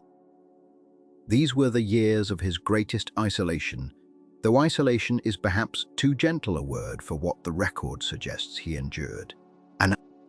He moved between hidden coves along the Madagascar coast and the smaller islands nearby, never remaining long in any single location, adopting false names when circumstances required them, presenting himself in some encounters as a retired merchant, in others as a minor trader with no particular history worth investigating. The confidence that had once allowed him to sail into engagements with the certainty of a man who feared nothing had given way, by all reasonable inference, to the wariness of a man who understood that every unfamiliar sail on the horizon might carry his end, and every unfamiliar face in a settlement might belong to someone who recognized him despite his precautions. The loneliness of this existence deserves particular attention, for it stands in such stark contrast to the earlier years of his career when he had commanded crews and forged alliances and moved through the pirate world as a recognized power among powers. Now he moved largely alone or with only the smallest retinue of trusted companions, for a large crew or a recognizable vessel would only have increased the likelihood of discovery. The Fellowship of the Sea, which had once provided him with allies and resources, and the particular comfort of shared purpose, had dissolved as those allies were captured or killed or persuaded into their own separate accommodations with the authorities. He had become, in the most literal sense, a man without a country and increasingly without companions, sustained only by whatever portion of his treasure he had managed to keep hidden, and by whatever stubborn conviction kept him from simply walking into a colonial office and surrendering himself to whatever mercy the authorities might extend. It is worth pausing here to consider the psychological portrait that emerges from this period of his life, for it offers a striking counterpoint to the legend that would later accumulate around his name. The man who had once been feared across the length of the Indian Ocean, whose ship had struck terror into merchant crews, who saw his colors rising on the horizon, had become instead a figure of quiet desperation. Watching the world that had made his fortune possible collapse around him with the same patient inevitability that had once seemed to favor his own ambitions. There is something almost tragic in this transformation, though the word tragic must be used carefully for a man whose fortune had been built on violence and theft. But tragedy does not require virtue in its subject, only the particular fall from a height that circumstance and choice had once allowed him to occupy. He had climbed, through daring and ruthlessness, to a position few men of his origins could have imagined, and now he watched that position eroding beneath him, powerless to halt the tide that had turned against every pirate haven in the ocean he had once dominated. The final chapter of his years of evasion began, as such chapters often do, not with a dramatic confrontation, but with a negotiation. The French authorities on Bourbon Island, the colonial outpost that would later bear the name Réunion, had extended their own version of the general amnesty being offered throughout the region. And word of this offer reached Levasseur through channels that remain unclear in the surviving record, but that must have carried enough credibility to finally overcome his long hesitation. Perhaps the accumulated weight of years spent hiding had simply exhausted whatever resistance had kept him from surrendering earlier. Perhaps he had begun to believe, as exhausted men often begin to believe, that the promised mercy might actually be genuine, that the governors extending amnesty meant what they said and would honor the terms of surrender rather than using the promise of pardon merely as a device to lure a dangerous man into custody. The negotiations that followed proceeded with a caution that suggests Levasseur had not entirely abandoned the wariness that had kept him alive through the preceding years. He did not simply appear at the governor's door and offer himself for judgment. Instead, the record suggests a careful approach. Communications exchanged through intermediaries, terms discussed and perhaps modified. A slow testing of the water before the final commitment was made. Whether he genuinely believed the amnesty would be honored in full, whether he calculated that some portion of his treasure might be preserved even in surrender, or whether he had simply reached the point where any resolution seemed preferable to the endless vigilance of hidden coves and false names. The record does not clearly say. What the record does show, with the particular clarity that comes only in retrospect, is that his caution, however reasonable it may have seemed at the time, was not sufficient to protect him from the outcome that awaited.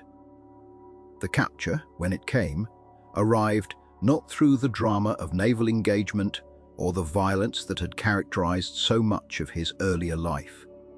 There was no chase across open water, no desperate boarding action, no final stand against overwhelming odds of the kind that might have suited the legend already beginning to form around his name. Instead, the man who had eluded capture for years through cunning and caution found himself simply taken in the course of negotiations that had promised mercy and delivered instead the swift closure of a trap long in the setting. The details of exactly how the negotiation turned, whether through betrayal by an intermediary, or a change of heart among the authorities who had extended the initial offer remain uncertain in the surviving accounts. What is certain is the anticlimactic nature of the ending itself, a capture achieved not through the clash of arms that had defined his career, but through the quiet mechanics of a trap sprung at the exact moment his guard, worn down by years of solitary vigilance, had finally begun to lower. The fortress at St. Paul had not been built with pirates in mind, not at first. Its walls had risen decades earlier to guard against the more conventional threats of the age-rival European fleets. The ambitions of the Dutch, the occasional Malagasy incursion from across the strait, but by the time Olivier Levasseur was led through its gates in irons, the structure had long since accommodated itself to a newer purpose, one that the colonial administrators of Bourbon Island had come to understand with grim clarity. The housing, however briefly, of men whose crimes against the shipping lanes of the Indian Ocean had finally caught up. The cell into which he was placed was small, stone-walled, cut with a single high window that let in a rectangle of light too narrow to offer much comfort and too persistent to allow forgetting. He was, by all accounts, calm upon his arrival. Whether this calm reflected resignation or simply the exhaustion of a body that had spent decades absorbing the violence of the sea, the record does not say. What it does say, in the terse language of colonial ledgers and administrative correspondence that has survived the intervening centuries, is that the prisoner ate what was given him, spoke little, and offered no resistance to the formalities that now closed around him, like a net drawn slowly through still water. French colonial law of the period did not linger over such cases. Piracy was among the small handful of crimes for which the empire reserved its swiftest and least merciful procedures. A reflection not of any particular cruelty in the temperament of the colonial magistrates, but of a practical calculation long since embedded in maritime governance, that the crime of piracy left unanswered or answered slowly. End vited. A pirate captured and tried at length, argued over, granted the delays and deliberations afforded to lesser offenders, was a pirate whose fate might seem negotiable to those still sailing beneath black flags in the waters beyond the harbour. The administrators of Bourbon Island, answerable to a distant crown and mindful of the trade routes their governance was meant to protect, had no interest in setting such a precedent. And so the wheels of colonial justice, which could grind with excruciating slowness when the matter concerned property disputes or questions of inheritance among the island's planter families, moved with startling efficiency when the prisoner was a man once known from the Arabian Sea to the coast of West Africa as the Buzzard. The charges themselves were almost superfluous, a formality required by law but scarcely necessary in substance. Piracy upon the high seas, the taking of vessels by force, the theft of cargo belonging to the crowns of France and Portugal and the merchant companies that sailed under their protection. Depredations committed across 2 decades and 2 oceans, a career of plunder so extensively documented in the complaints of ship owners and the reports of naval officers that the tribunal convened at St. Paul required little in the way of investigation to establish guilt. The court did not need to reconstruct the taking of the Nossa Senhora do Cabo in exhaustive detail, though that seizure alone would have justified the sentence a dozen times over. It needed only to confirm the identity of the man before it, a confirmation made simple by the reputation that had preceded him into every port from Réunion to the African coast, a name whispered with the particular mixture of fear and fascination reserved for those who had made themselves legendary through absence as much as through violence. The trial, such as it was, unfolded across a matter of days rather than weeks. This was not unusual for the era. Pirate tribunals throughout the Atlantic and Indian Ocean colonies of the period functioned less as forums for genuine deliberation than as ceremonial confirmations of a verdict already understood by all parties before the proceedings began. The outcome, once a notorious pirate captain had been taken alive rather than killed in the taking, was rarely in doubt. What remained to be determined was not whether Levasseur would die, but the precise legal language under which his death would be justified.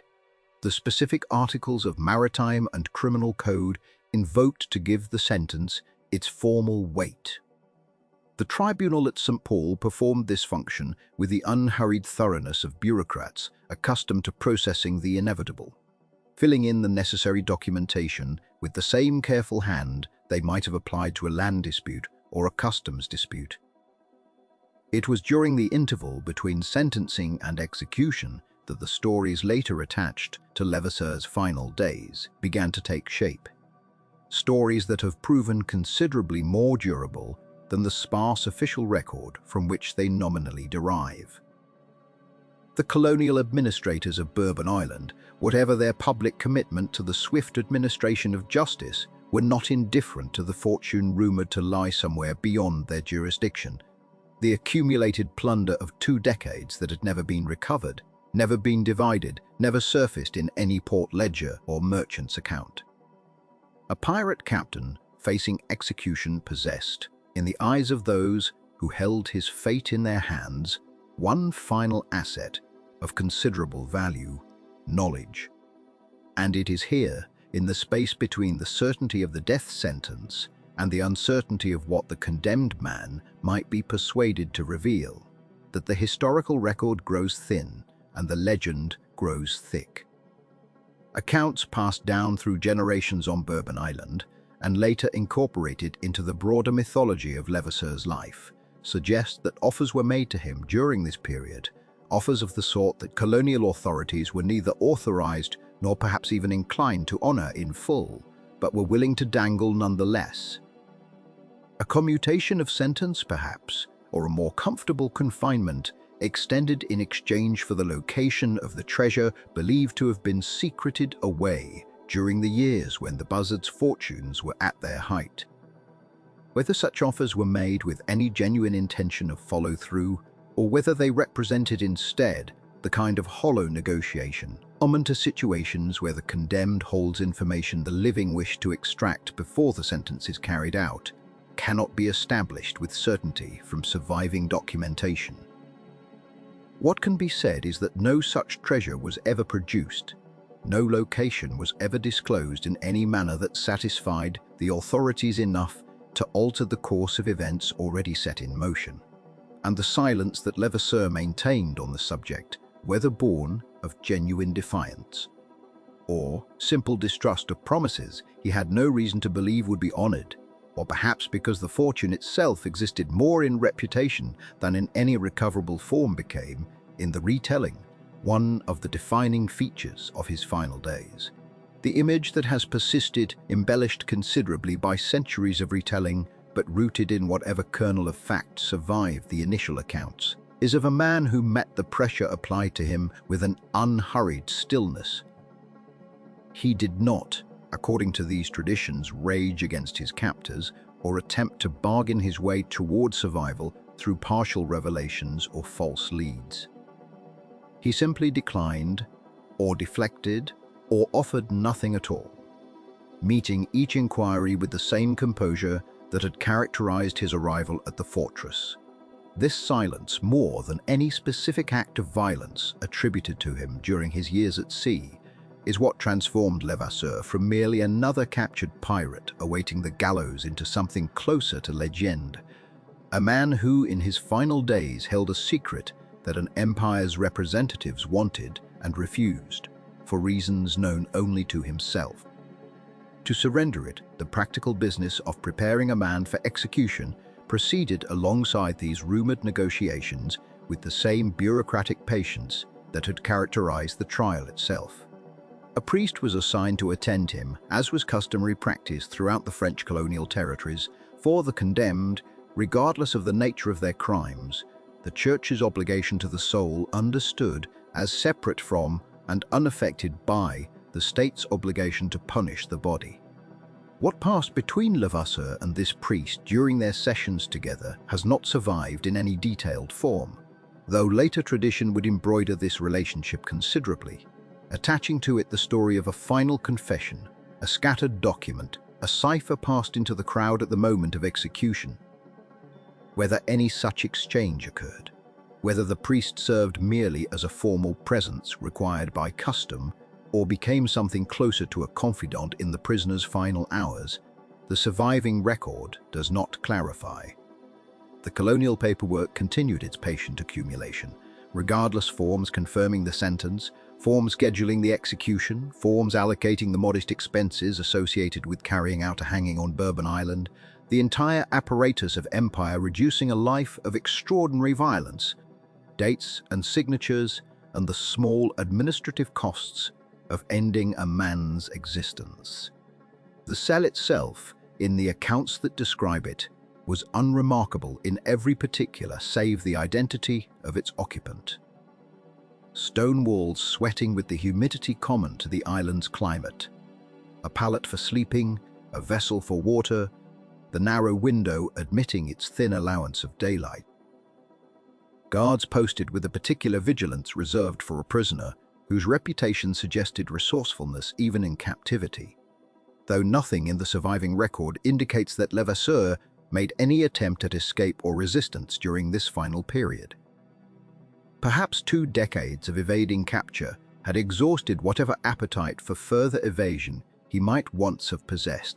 Perhaps he understood, with the clear-eyed pragmatism that had allowed him to survive so long in a profession that killed most who practiced it, that this particular trap had closed too completely to admit any exit. The man who had slipped past naval patrols and outmaneuvered rival captains across 2 oceans now waited, by all accounts, without visible distress for the day appointed for his death. That day arrived with the same unhurried procedural certainty that had governed every stage of the proceedings since his capture. The gallows had been prepared, the necessary officials assembled, the population of St. Paul gathered in the manner that such spectacles reliably drew throughout the era, executions serving simultaneously as the administration of justice, a demonstration to the colony's inhabitants that the Crown's authority extended even to those who had made their fortunes defying it. Levasseur was led from his cell through the streets of the settlement toward the place where the gallows stood. The same structure and the same morning light described at the outset of this account, now understood in the fullness of its context. The crowd that had gathered to watch included, in the tradition that has attached itself most persistently to this moment, more than simple spectators. It included, perhaps, those who still hoped that some final word might pass from the condemned man's lips before the sentence was carried out. Some confirmation of the fortune's location that might yet be extracted in these last moments before the matter passed beyond retrieval entirely. What occurred at the gallows itself, whether any words were spoken, whether any gesture was made toward the assembled crowd, exists in the historical record with the same thinness that characterizes so much of Levasseur's biography. The documented facts sparse, and the traditions surrounding them considerably more elaborate. The execution was carried out according to the standard practice of the period and the place. The sentence of the tribunal at St. Paul given its final and irreversible expression. Whatever knowledge Olivier Levasseur possessed regarding the treasure attributed to him, whatever location or arrangement he might have carried in memory from the years of his greatest successes, passed with him beyond the reach of the colonial administrators who had hoped, in the days leading to this moment, to extract it.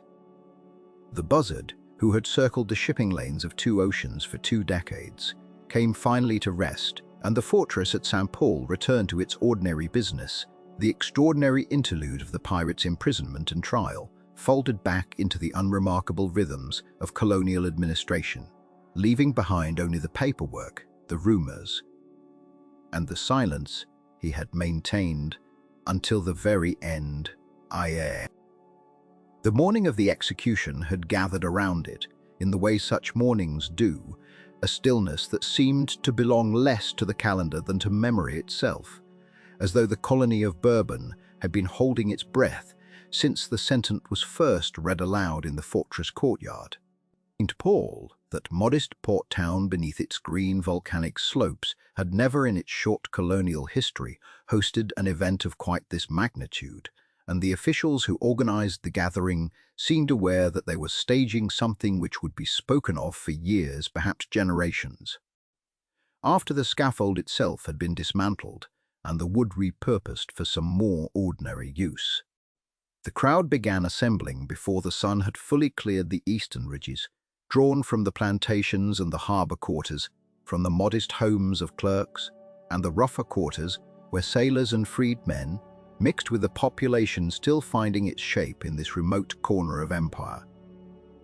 They came in numbers that surprised even the garrison commanders who had prepared for the event, filling the square with a density of bodies that pressed close against the ropes and barriers erected to keep them at a respectful distance from the platform itself.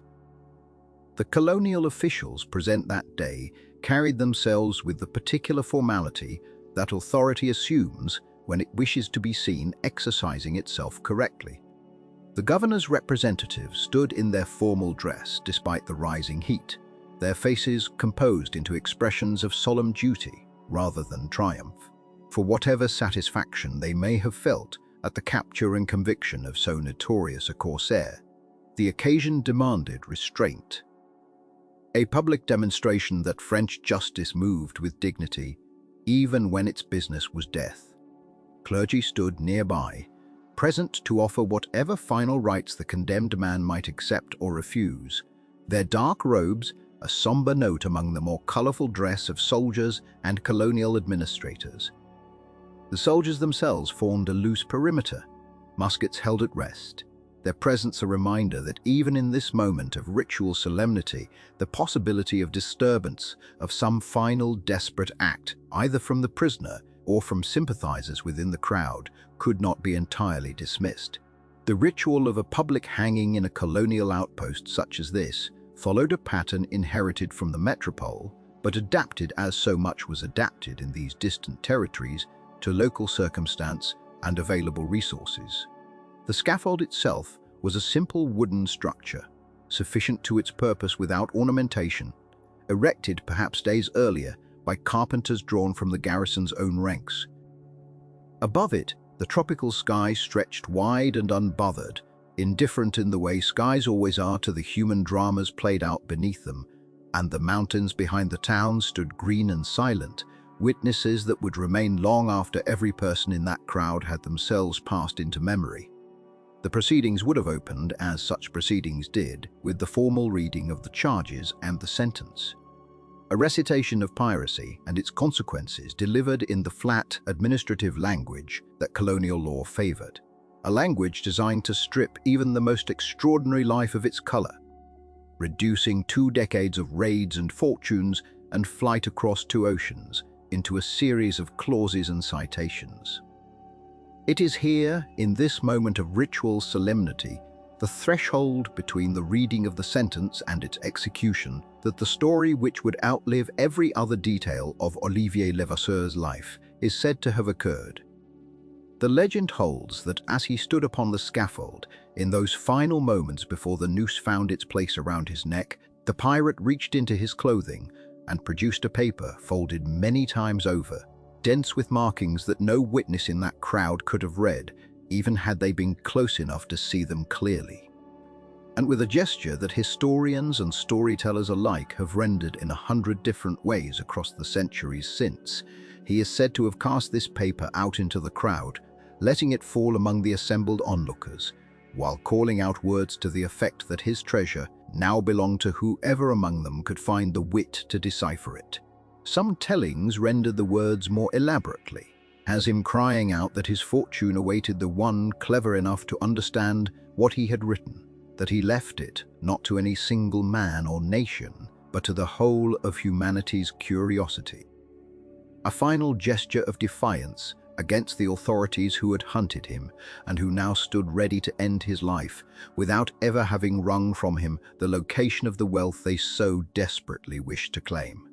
It is a moment that carries within it everything the story of Levasseur would come to represent in the popular imagination, the notion of a man who, even in his final seconds, retained enough command of his own fate to deny his captors their fullest satisfaction, who transformed his execution from an ending into a beginning, who ensured that his name would persist, not through the accumulation of gold he had already spent or hidden or lost, but through the mystery he left behind. It is precisely because the moment carries such narrative perfection, such neat symbolic resonance, that a careful historian must approach it with caution rather than acceptance. The documented record of the execution itself, drawn from what colonial administrative sources survive, confirms the date, confirms the location, confirms the presence of officials and clergy and a substantial crowd, but offers no contemporary corroboration of the cryptogram's dramatic appearance at the gallows. No official report from the period mentions a paper thrown to onlookers. No letter from an administrator present that day so far, as such letters have survived and been examined by later researchers, describes witnessing this act of final defiance.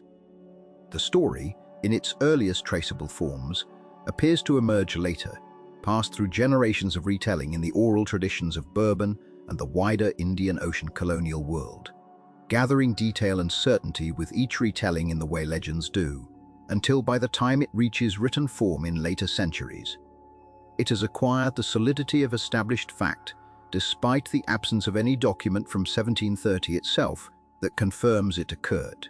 This is not to say the story is necessarily false, for the absence of documentation in colonial archives, particularly archives from a small and remote administrative post like St. Paul, is itself unremarkable. Countless events of the period went unrecorded or were recorded in documents subsequently lost to fire, humidity, insects, and the simple attrition of centuries. It is entirely possible that some version of this moment occurred, that Levasseur did indeed possess some paper, whether truly a cipher pointing to treasure or merely a scrap that later imagination transformed into one, and that he did cast it toward the crowd in some final gesture whose exact words and exact meaning were embellished only afterward, as the story passed from witness to listener to the next generation of listeners. The historian's task in such cases is not to declare the legend true or false with false confidence, but to hold the two possibilities in careful balance, acknowledging that the emotional truth of the story, its resonance with everything else known about the man's character, lends it a plausibility that pure invention often lacks, while insisting nonetheless that plausibility is not evidence, and that the gap between what likely happened and what certainly happened remains in this case, as in so many aspects of Levasseur's life, wide and probably permanent. What can be said with somewhat greater confidence is the aftermath, or at least the aftermath as later tradition describes it, for even here the documentary trail thins to almost nothing. The execution concluded, as such executions did, with the ritual's grim finality, the crowd beginning to disperse in the way crowds do after witnessing something that has satisfied their curiosity, while leaving them faintly unsettled, murmuring among themselves as they made their way back toward the harbour quarters and the plantations from which they had come. Whatever paper may have been thrown, whatever words may have accompanied it, the crowd itself would have absorbed the moment and scattered, carrying fragments of what they had seen into 100 different households, 100 different retellings that would already, in the earliest hours after the event, begin to diverge from one another in small details. The way all eyewitness accounts of dramatic events inevitably diverge, some remembering the paper as small, others as large, some recalling specific words, others only a general impression of defiance. The paper's own fate, assuming it existed and was indeed cast into that crowd, disappears from any traceable record almost immediately. Perhaps it was retrieved by someone standing close enough to catch it, as it fell tucked away, as a curiosity or a memento of the notorious pirate's final moments, passed down within a family for years, before being lost, discarded, or destroyed by the humid climate that consumed so much paper in that part of the world. Perhaps it was trampled underfoot in the crowd's dispersal, rendered illegible before anyone thought to preserve it. Perhaps, in the most skeptical reading, it never existed at all beyond the realm of later invention, and the mystery it supposedly launched was in truth constructed retroactively, a satisfying narrative device attached after the fact to a man whose life had already generated enough genuine intrigue that audiences were eager for a fitting conclusion. Whatever the truth, the paper itself, real or legendary, begins here its long career as an absence, an object defined not by its content, but by its disappearance. A mystery that would outlive every single witness who stood in that crowd at St. Paul, outlive their children, outlive even the memory of the specific faces and names present that day, surviving instead as pure narrative potential, a blank space onto which successive generations would project their own fantasies of hidden wealth. In the years immediately following the execution, colonial authorities on Bourbon and the neighboring islands are known, through fragments of administrative correspondence that do survive, to have taken at least some interest in the question of where Levasseur's accumulated fortune. For decades of successful raiding, culminating in the extraordinary prize of the Cabo, might have been concealed. Search parties, if they can be called that with any precision, explored likely coastal caves and inlets along Bourbon and the Seychelles, wherever local knowledge suggested a pirate might have found suitable ground for burial.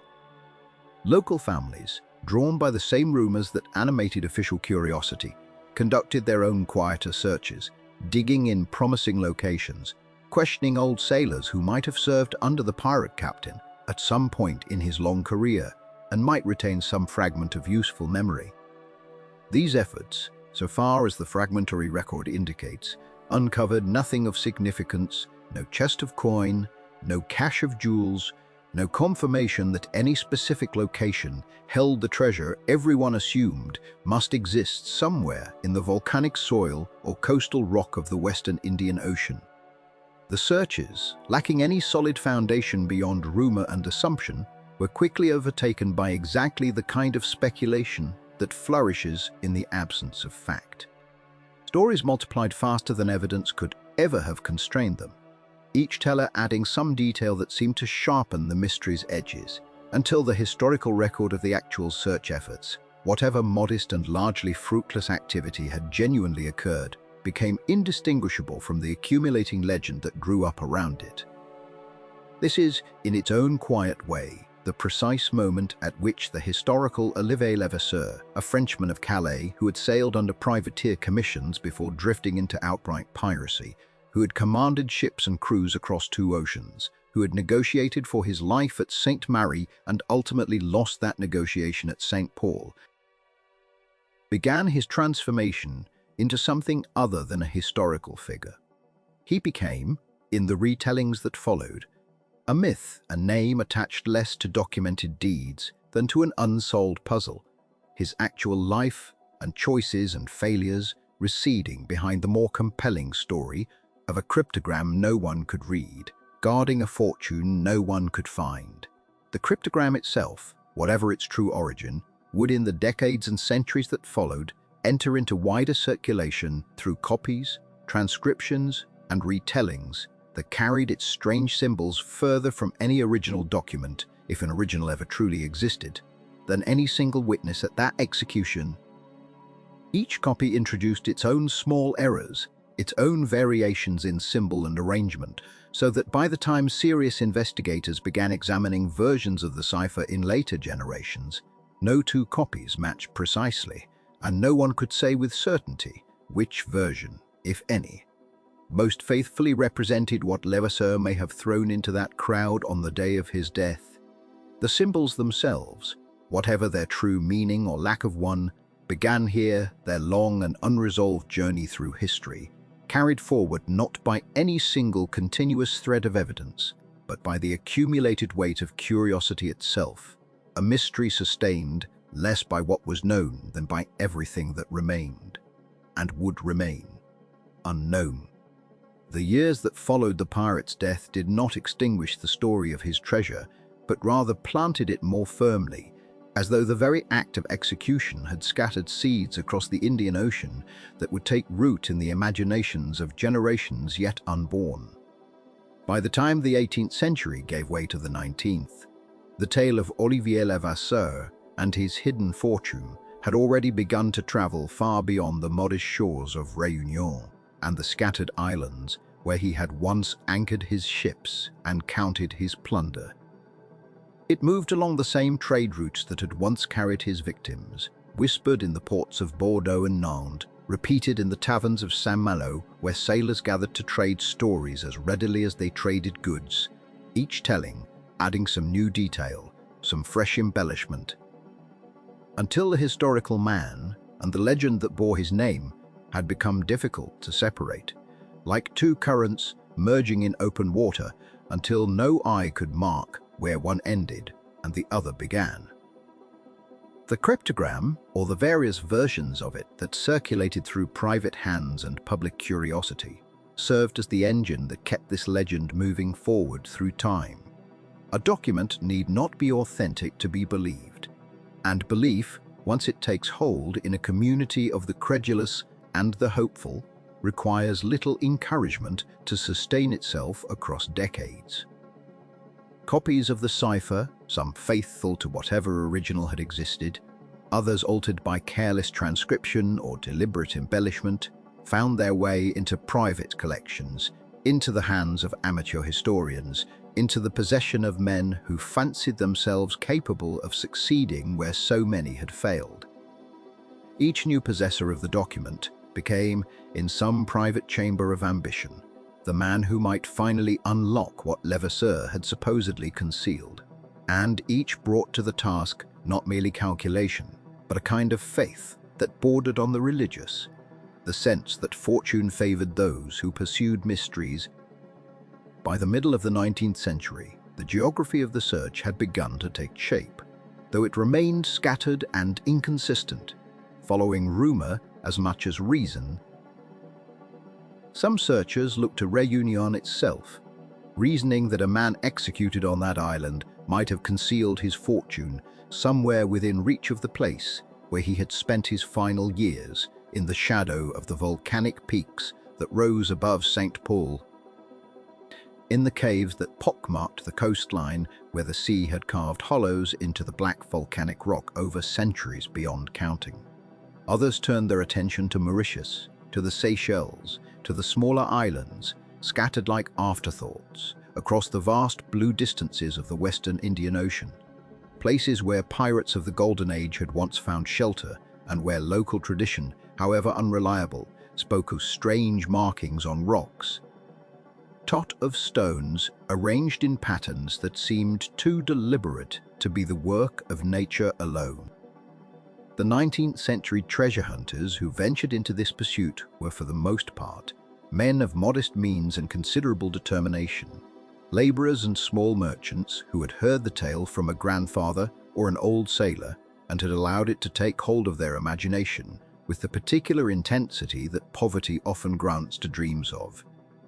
Sudden wealth. They dug in caves along the Réunion coast with hand tools, following directions that existed mostly in memory and speculation, finding nothing but the patient indifference of stone and sand. Some drowned in their efforts, caught by tides in caverns that filled with seawater at intervals they had failed to properly calculate. Others simply exhausted their modest savings and returned to whatever livelihood they had abandoned, carrying with them not treasure, but only the diminished satisfaction of having tried, and perhaps a story to tell their own grandchildren in turn, extending the legend by one more generation. It was not until the 20th century that the search for Levasseur's treasure acquired something resembling systematic method, and it was on the island of Mahé, the largest and most populous of the Seychelles, that this new phase of the legend would find its most devoted and enduring practitioner. The island itself seemed, to those who wished to believe such things, marked by nature for concealment. Its granite hills, some of the oldest exposed rock formations on the surface of the earth, rose in strange and eroded shapes above beaches of pale sand. And among these formations, at a place called Bel Ombre on the northern coast, local tradition had long spoken of curious markings of rocks arranged with what appeared to be deliberate purpose. Of a landscape that seemed to invite the kind of decoding that Levasseur's supposed cryptogram demanded. The man who would give this location its lasting fame in the history of treasure hunting was an Englishman named Reginald Cruise Wilkins, a former Royal Air Force officer who arrived in the Seychelles not long after the conclusion of the Second World War, drawn initially by circumstances that had little to do with pirate gold, but that would, over the following decades, consume nearly the whole of his remaining life. He had come to the islands originally in connection with a dying friend, a fellow veteran who had spoken to him in his final illness of the legend of the buried treasure and of certain documents that had come into his possession, suggesting the location on Mahé. Whether these documents constituted genuine evidence or merely another link in the long chain of speculation that had attached itself to Levasseur's name across 2 centuries, Cruise Wilkins could not have known with certainty. But the story took hold of him with a force that would not release its grip for the remaining 30 years of his life. He began his excavations at Bel Ombre in the early 1950s, and what distinguished his effort from the countless amateur diggers who had preceded him across the broader geography of the legend was not merely his persistence, though that persistence would prove extraordinary even by the standards of obsessive men, but his method. Cruise Wilkins did not simply dig where rumor suggested treasure might lie. He developed over years of study an elaborate interpretive system by which he believed the landscape itself, the arrangement of stones and the shapes carved by wind and water into the granite formations could be read as a kind of text. A physical cryptogram parallel to, and perhaps derived from, the same tradition as the paper cipher long attributed to Levasseur. His system drew, by his own account, on an eclectic and idiosyncratic range of sources. He came to believe that the treasure's concealment had been designed according to principles drawn from classical mythology, particularly the 12 labors of Hercules, and he spent years attempting to correlate specific rock formations and tidal features at Bel Ombre with specific episodes from that ancient cycle of stories, reasoning that whoever had concealed the treasure, whether Levasseur himself or some collaborator with more classical education than the pirate himself was known to possess, had encoded the location according to a symbolic logic that required not merely physical excavation, but a kind of scholarly decryption. He studied astronomical alignments, believing that certain shadows cast by the rock formations at specific times of year might indicate points of significance. He examined tidal patterns with the meticulousness of a man for whom the ocean's rhythms had become as significant as any document, believing that certain features of the landscape were accessible only at particular combinations of tide and season, and that this deliberate inaccessibility was itself a form of concealment built into the treasure's original design. The scale of his excavation grew, over the decades, into something that resembled less a private treasure hunt than a kind of personal engineering project, an entire small landscape reshaped by his labor and the labor of those he hired to assist him. He moved earth, redirected water, blasted through granite where he believed passages might exist, constructed elaborate systems for managing the tidal flooding that repeatedly threatened to undo his progress. He funded this work across years and then decades through whatever resources he could gather, including support from wealthy investors who found in his confidence and his elaborate scholarly apparatus sufficient reason to believe that success might lie just beyond the next season of digging, the next redirected channel, the next carefully calculated alignment of stone and shadow and tide. What Cruise Wilkins found across those decades of labor was neither treasure nor conclusive evidence that treasure had ever existed at Belombre, but rather a series of discoveries sufficiently suggestive to sustain both his own conviction and the interest of those who funded and followed his work. He uncovered carved stones bearing symbols that he interpreted as confirmation of his mythological framework, coins from various periods that suggested at minimum some history of human activity and perhaps concealment at the site, and structural features in the rock that seemed, to his eye at least, too regular to be entirely natural. Skeptics who examined the same evidence in later years would suggest that the carved symbols might be considerably more recent than Cruise-Wilkins believed, and some questioned whether his own excavation work, extending across so many years and involving so much alteration of the original landscape, had not itself introduced ambiguities that made any final interpretation impossible to verify with confidence. He died in 1977, having spent more than a quarter century pursuing the treasure at Belombre without ever recovering what he sought, though he remained, by every account of those who knew him in his final years, entirely convinced that the treasure existed and that his method of interpretation, requiring only additional labor and resources to bring it finally to light. His son, John Cruise-Wilkins, inherited not merely his father's land and equipment, but his conviction entire, and continued the excavation across the following decades with undiminished belief in the essential correctness of the interpretive system, adding his own refinements and continuing to petition the Seychelles government for the rights and resources necessary to continue digging at a site that had, by the early 21st century, become almost as much a monument to human persistence as to any pirate's cunning. The Belombre excavation, across its full span from the 1950s into the 21st century, represents perhaps the most extended and elaborate single episode in the entire three-century history of searching for Levasseur's treasure. Throughout the same decades, other searchers pursued other theories across other islands, some drawn to locations in the Seychelles beyond Mahé, others returning again to Réunion, still others following documentary trails that led to archives in France, to old naval records, to family papers that occasionally surfaced claiming some connection, however tenuous, to the pirates' final years. Treasure hunting societies formed and dissolved.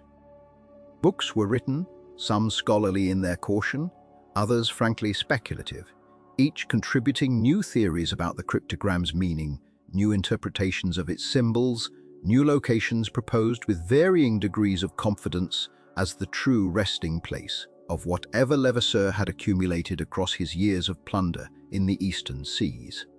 What united these 3 centuries of searching, from the earliest hopeful diggers on Réunion in the 1700s to the elaborate mythological excavations at Belombre in the 20th century, was not any accumulating body of evidence pointing toward a single verifiable location. Its capacity to attach itself to new landscapes and new interpreters across successive generations, each convinced that they possessed some insight, some document, some system of reading that had eluded their predecessors. The treasure, if it had ever existed in the form the legend described, remained as elusive at the end of this long history as it had been on the day Levasseur supposedly cast his cipher into the crowd at St. Paul. And, perhaps, this very elusiveness, this refusal to be found despite every method and every labor brought against it, had become by then inseparable from what made the story worth telling at all.